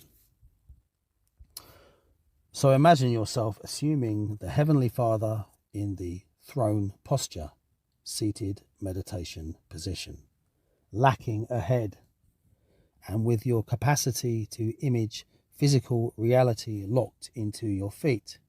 This is a perfect description of God as the universal reality the Creator emanates, and, as stated above, of containing man as the microcosm placed at the bottom of the cosmic body, within the feet. The macrocosm flowing down from the non-head of negative causation. This image is analogous to the Kabbalistic diagram of the Sephiroth. The headless source of the fount of creation is therefore your vacancy of mind / void in the subordination exercise. You must become headless.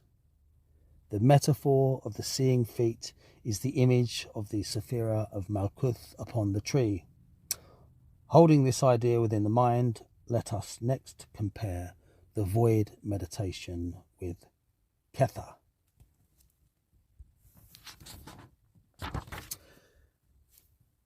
See you for the next one, I think. Good place to stop. Hello, so here we are, part 9 of my reading of my WYRD WEAVER, chapter 0, She Grows, by myself, Broderick Wallace.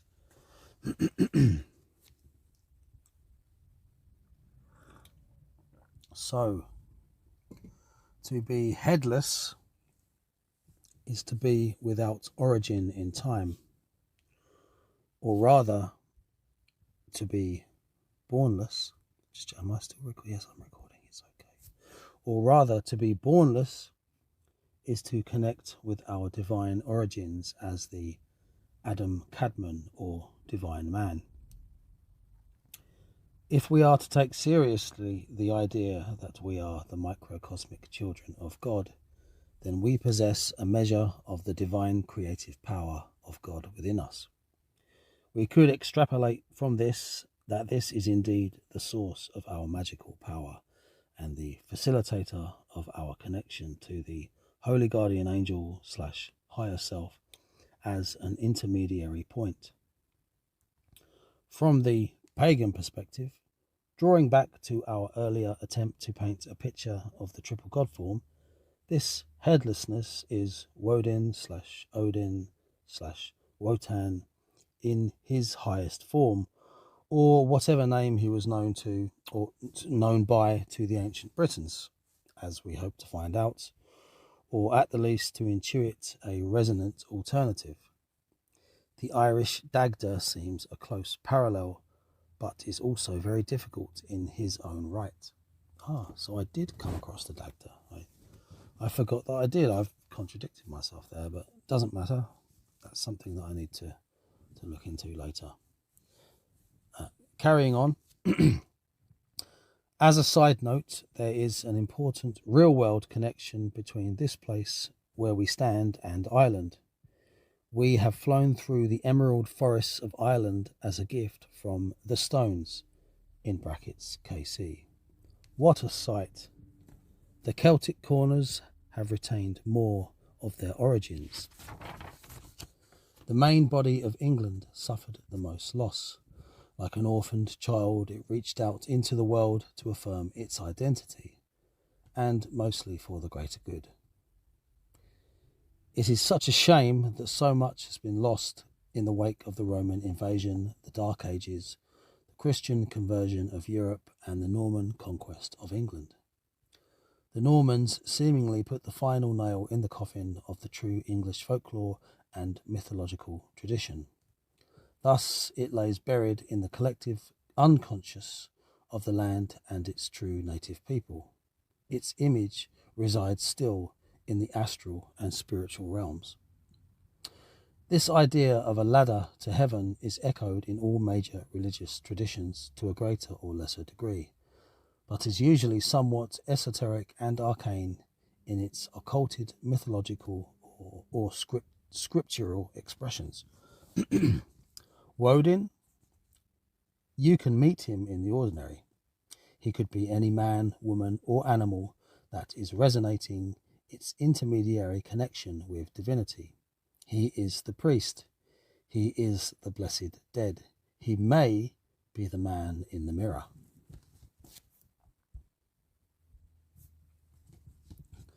Divine reality speaks to us through symbol and synchronicity upon the path, more and more as we progress, if we are open to it without trying to see its face everywhere.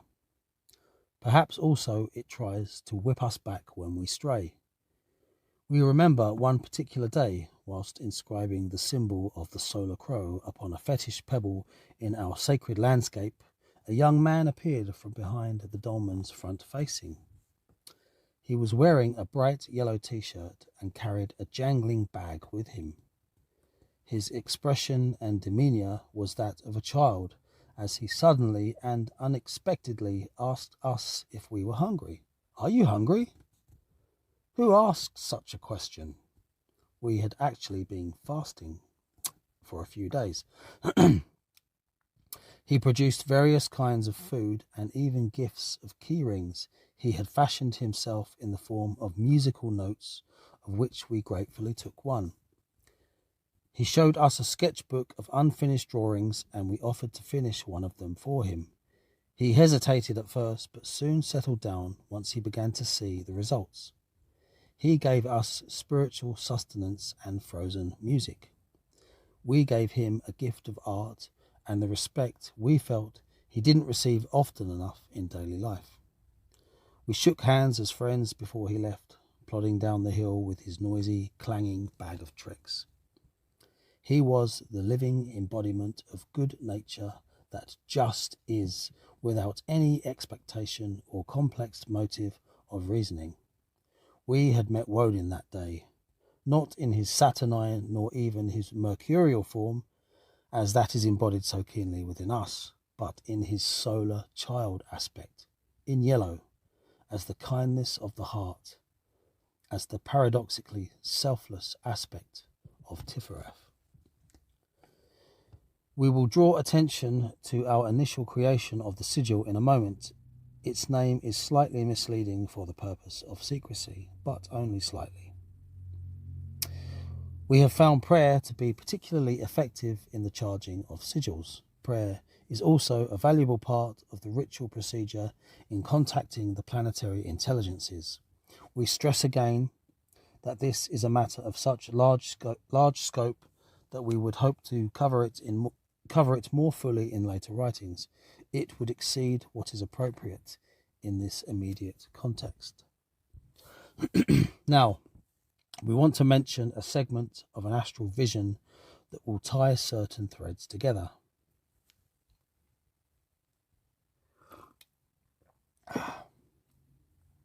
Lying in the sickbed, we once saw Woden in the underworld, as only a giant disembodied stone head, strewn in roots and earth, sounding a deep and perpetually resounding vowel through the mist-shrouded halls of the dead. We will leave aside any concerns of Mimir, as this vision is a translation of something intrinsically English and very likely Neolithic. All the names we use in this text for the gods that are not originally received by a spirit are chosen for context or convenience of understanding. To continue. In the vision, the ancestors were standing silently all around us as undead shadows, paradoxically illuminated via contrast by the eldritch witchlight seeping out from the open mouth of the hellish god. In his usual depicted form, Woden's missing sacrificial eye exists elsewhere, still perceiving in other realms. To have seen his head in the lower dimensions or feet is very telling for us, especially reflectively, as we have later sat without thought, image, or unconscious verbal commentary in the throne posture. You could say that we are without head in this practice. You could say that we are bornless as we are thoughtless, or that our unborn thoughts mirror the outflowing seat of potential, blessed Isis and her band, throne of the bornless one, seat of all magical power. The negative existence of the unborn potential can only properly be accessed without a wish to perceive it or to receive it. No thoughts accesses the dimension of dimensionlessness. There are nuances to this idea of nothingness, of course, but we surmise and round up as necessary. We will let Dion Fortune explain this with the gift of rosy brevity she had in spades to bring the numinous down to earth in grokable form. Quote, in Kether there is no form but only pure being, whatever that may be. It is, one might say, a latency only 1 degree removed from non-existence. Such concepts must necessarily be vague, and I am ill-equipped to give them such definiteness as they might possess, but I am quite satisfied that we should recognize grades of becoming, and that the crude differentiation of being and non-being does not represent the facts. With manifested existence, there come into being the pairs of opposites, which must wait for their manifestation till Shokmah and Binah are emanated. Close quote. The Mystical Kabbalah by Dion Fortune, Chapter 15, 1935. Excuse me. We were quite surprised to find something else on the first page of said chapter that we had not noticed before, our theory or explanation of the headless rite as being the ritual identification with God immediately before magical work, as a way of assuming authority over all other spirits as lower emanations. This concept is explained on YouTube via Broderick Wallace. Sure, the rite is a way of being noticed by the spirit world.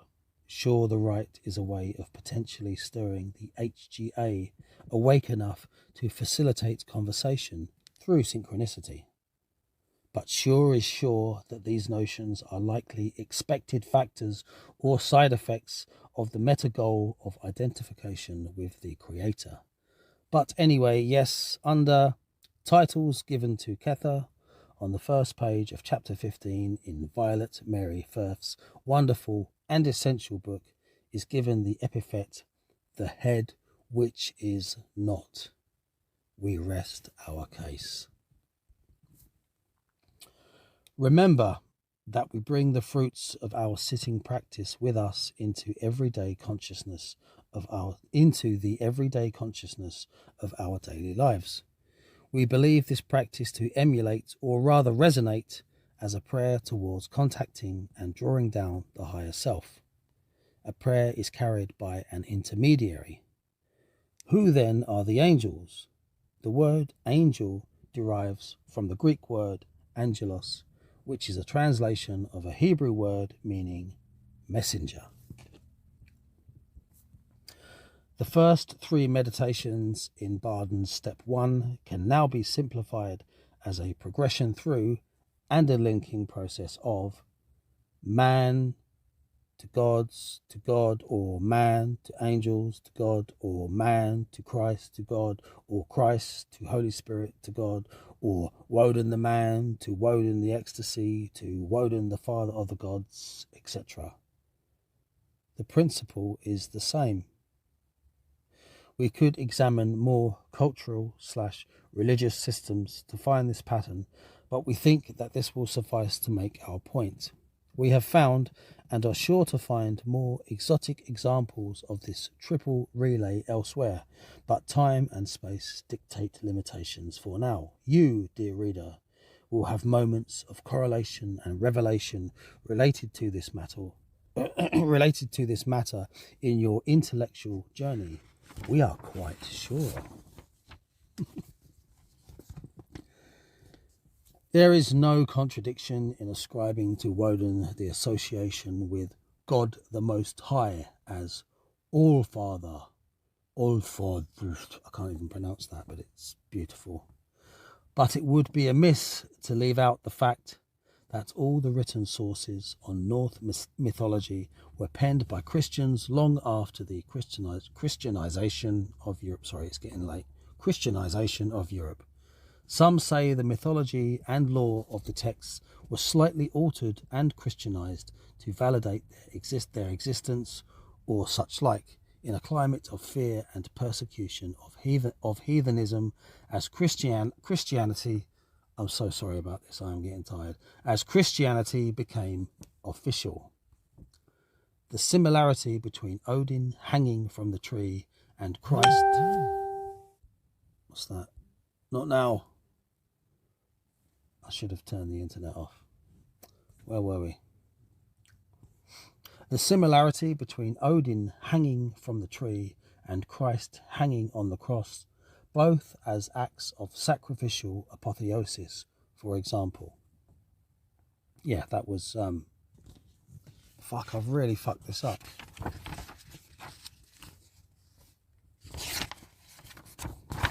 Oh, so I'm just going to carry on.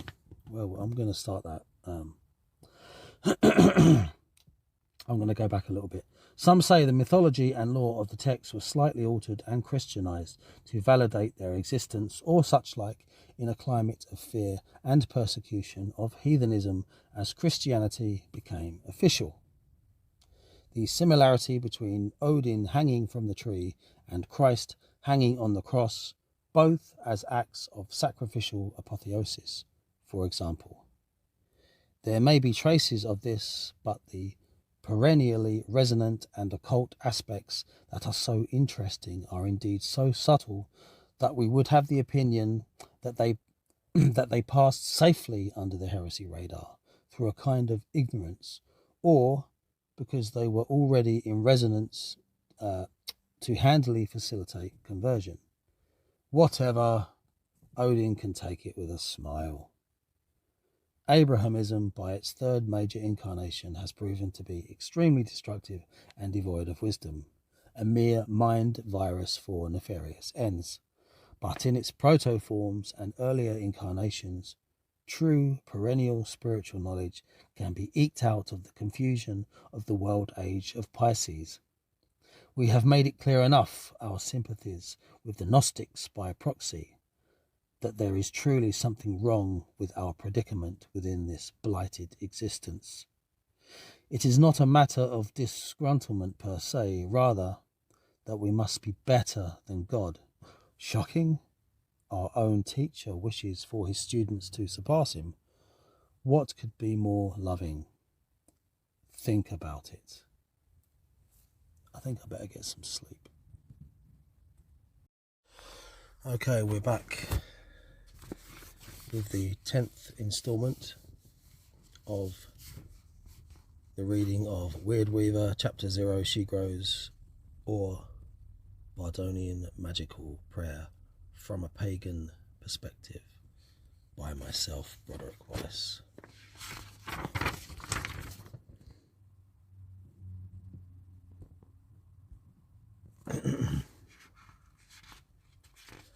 Right.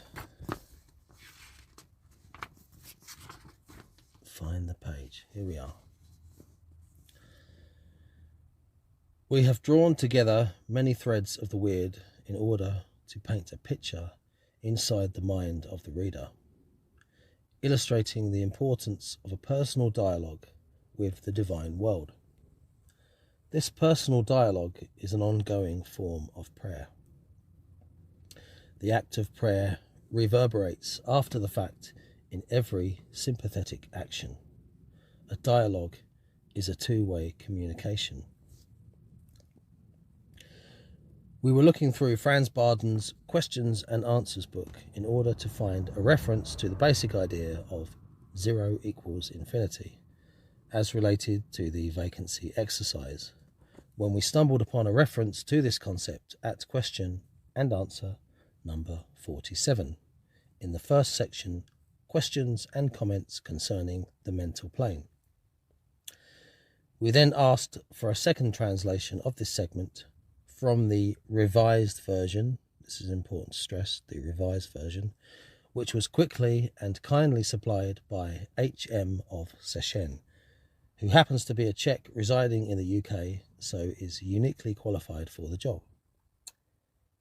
Here supplied below are both versions in the natural order. So we'll read the old one first and then the translation of the revised version, revised by Bardon himself, it's important to stress. So the first one, question 47. How do the personal God and the universal God work in the mental plane? Answer. In the mental realm, the personal God works upon us intuitively and inspirationally. He leads us through thoughts to self-recognition and ennoblement. He guides our divine principle of the eternal spirit so that we get closer to the personal God every day and eventually identify with him. The universal God in the mental sphere places obstacles in our way up until that point in time when we have all the universal elements and their attributes under our control. This expresses itself especially in introspection, in the exercises, and also in everyday life. The universal God expresses himself within us in the mental plane as a negative state without time and space, as an absolute nothingness, a void, and also in the conscience. Translated by Hanswell and Gallo. Now to the translation of the revised version. Question 47. How do the personal God and the universal God work in the mental sphere? Answer as follows. The personal God works in the mental plane as its creator. A person created it, imagined it, depending on how much purity, power, strength, effect, and authority one puts in and keeps on putting in. The personal God's effectiveness is directly dependent on its creator, therefore on how a person imagines God and what he puts in God. The more he puts above himself, the deeper is the personal God's personality. The more knowledge, power, and strength a person gains from the personal God, the more his level raises. The universal God, the Akasha principle, in a completely elementary, balanced person manifests and works with his universal attributes, which correspond with the four universal elements, therefore omnipotence, omniscience, omnipresence, and eternity. In the mental sphere, the universal God manifests and works according to the results of the work of all universal elements in qualities that correspond with those four elements. Therefore, will, intellect, feeling, and consciousness. Altogether in conscience, in brackets, intuition. Further inside the universal God, there are reflected all causes and consequences that originate in the mutual work of all universal elements in their universal qualities, in brackets, tetrapolar magnet. Translated by H.M. of Seshen.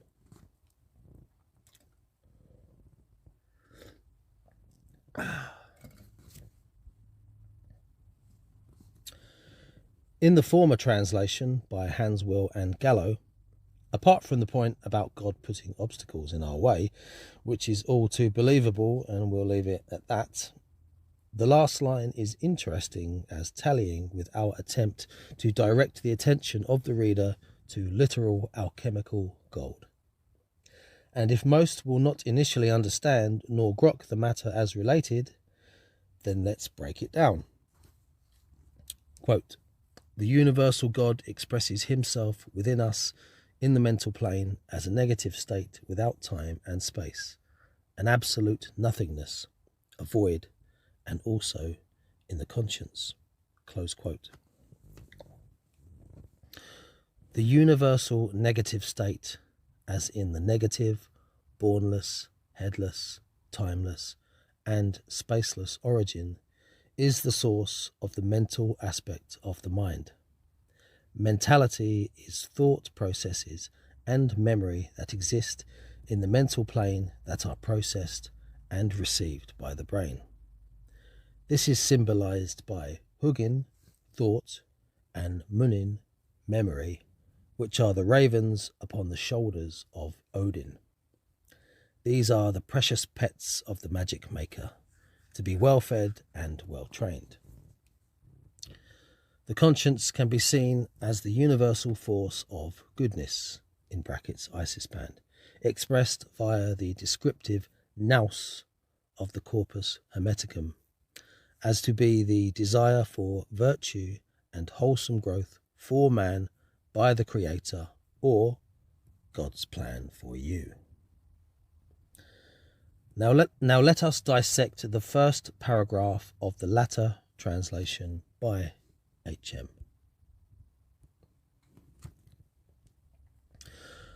The personal God's effectiveness is directly dependent on its Creator. Therefore, on how a person imagines God, sorry, did I say quote? Yeah, quote, the personal God's effectiveness is directly dependent on its Creator. Therefore, on how a person imagines God and what he puts in God. The more he puts above himself, the deeper is the personal God's personality. The more knowledge, power, and strength a person gains from the personal God, the more his level raises. Close quote. The personal God is the world of the personal mental plane.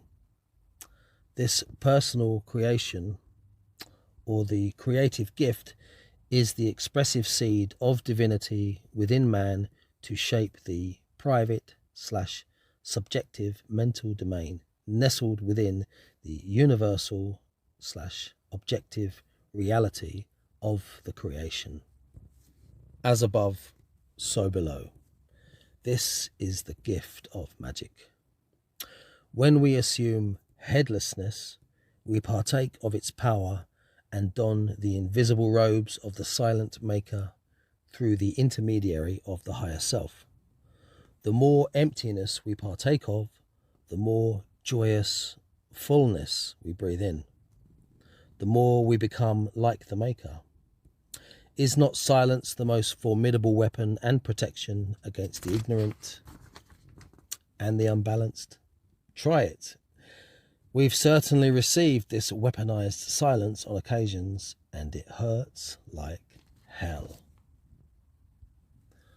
The personal connection to divinity is the realm of prayer, which is the ritualized and reciprocal introspection.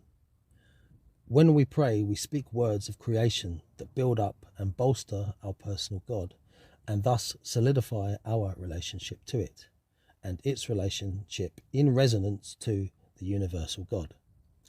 This applies also with gods, naturally so. Belief is power. This is the power of prayer, not in the ignorant sense of quickly dispatched aid from above, but truly in the informed state of raising one's own power level to generate and administer aid. Again, quote, the gods help those who help themselves. Close quote. Quote, I love cleaning. Close quote. Goblin, the artist.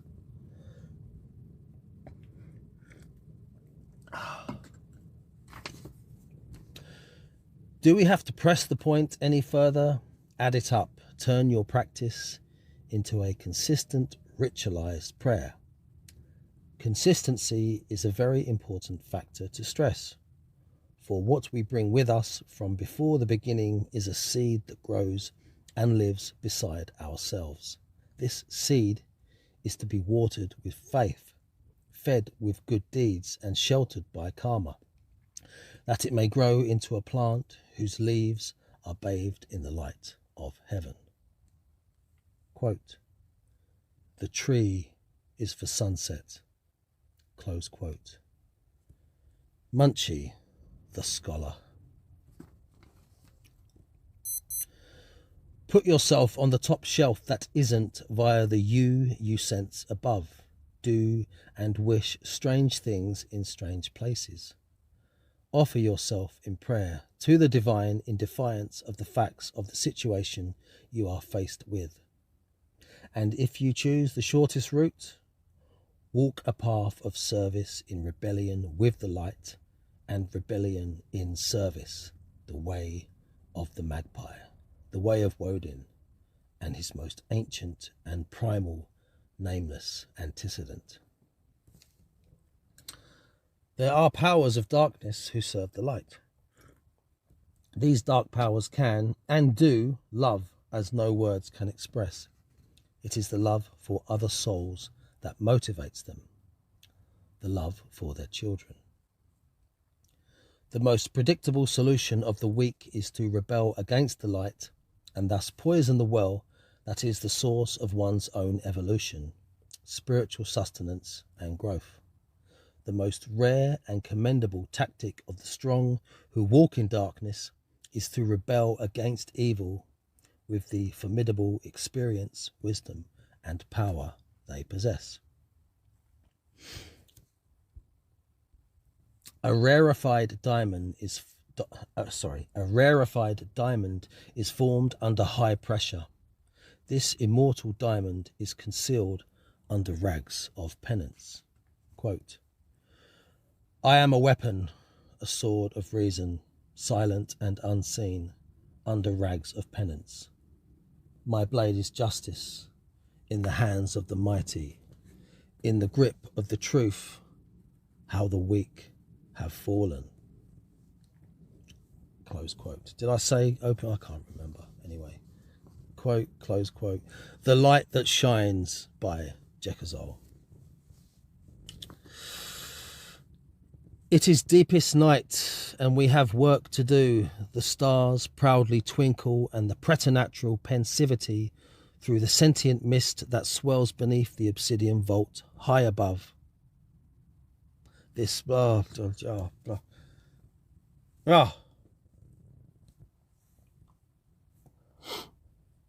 do find this difficult, I'll be honest.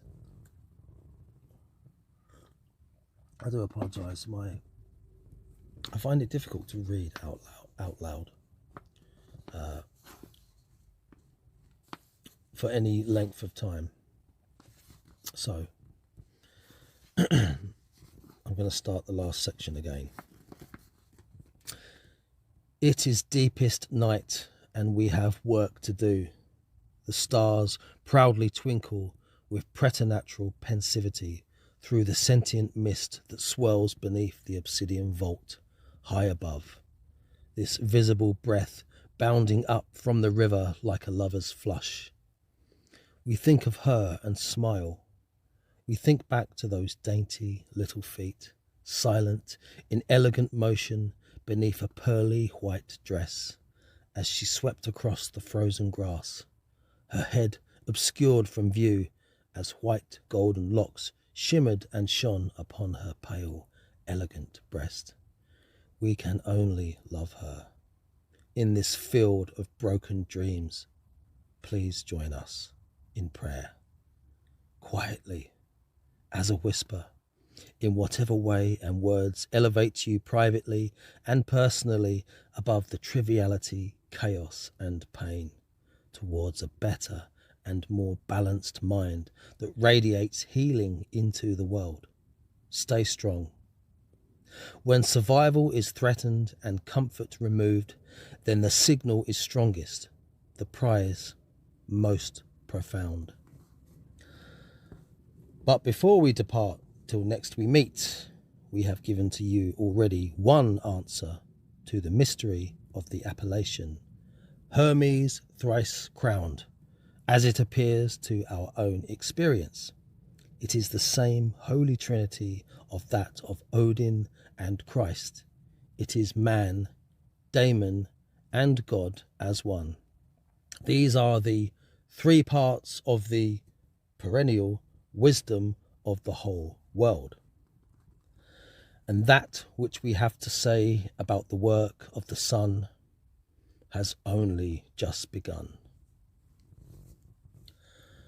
William Wallace Morton, aka Broderick Wallace. Dedicated to Munchie and Goblin.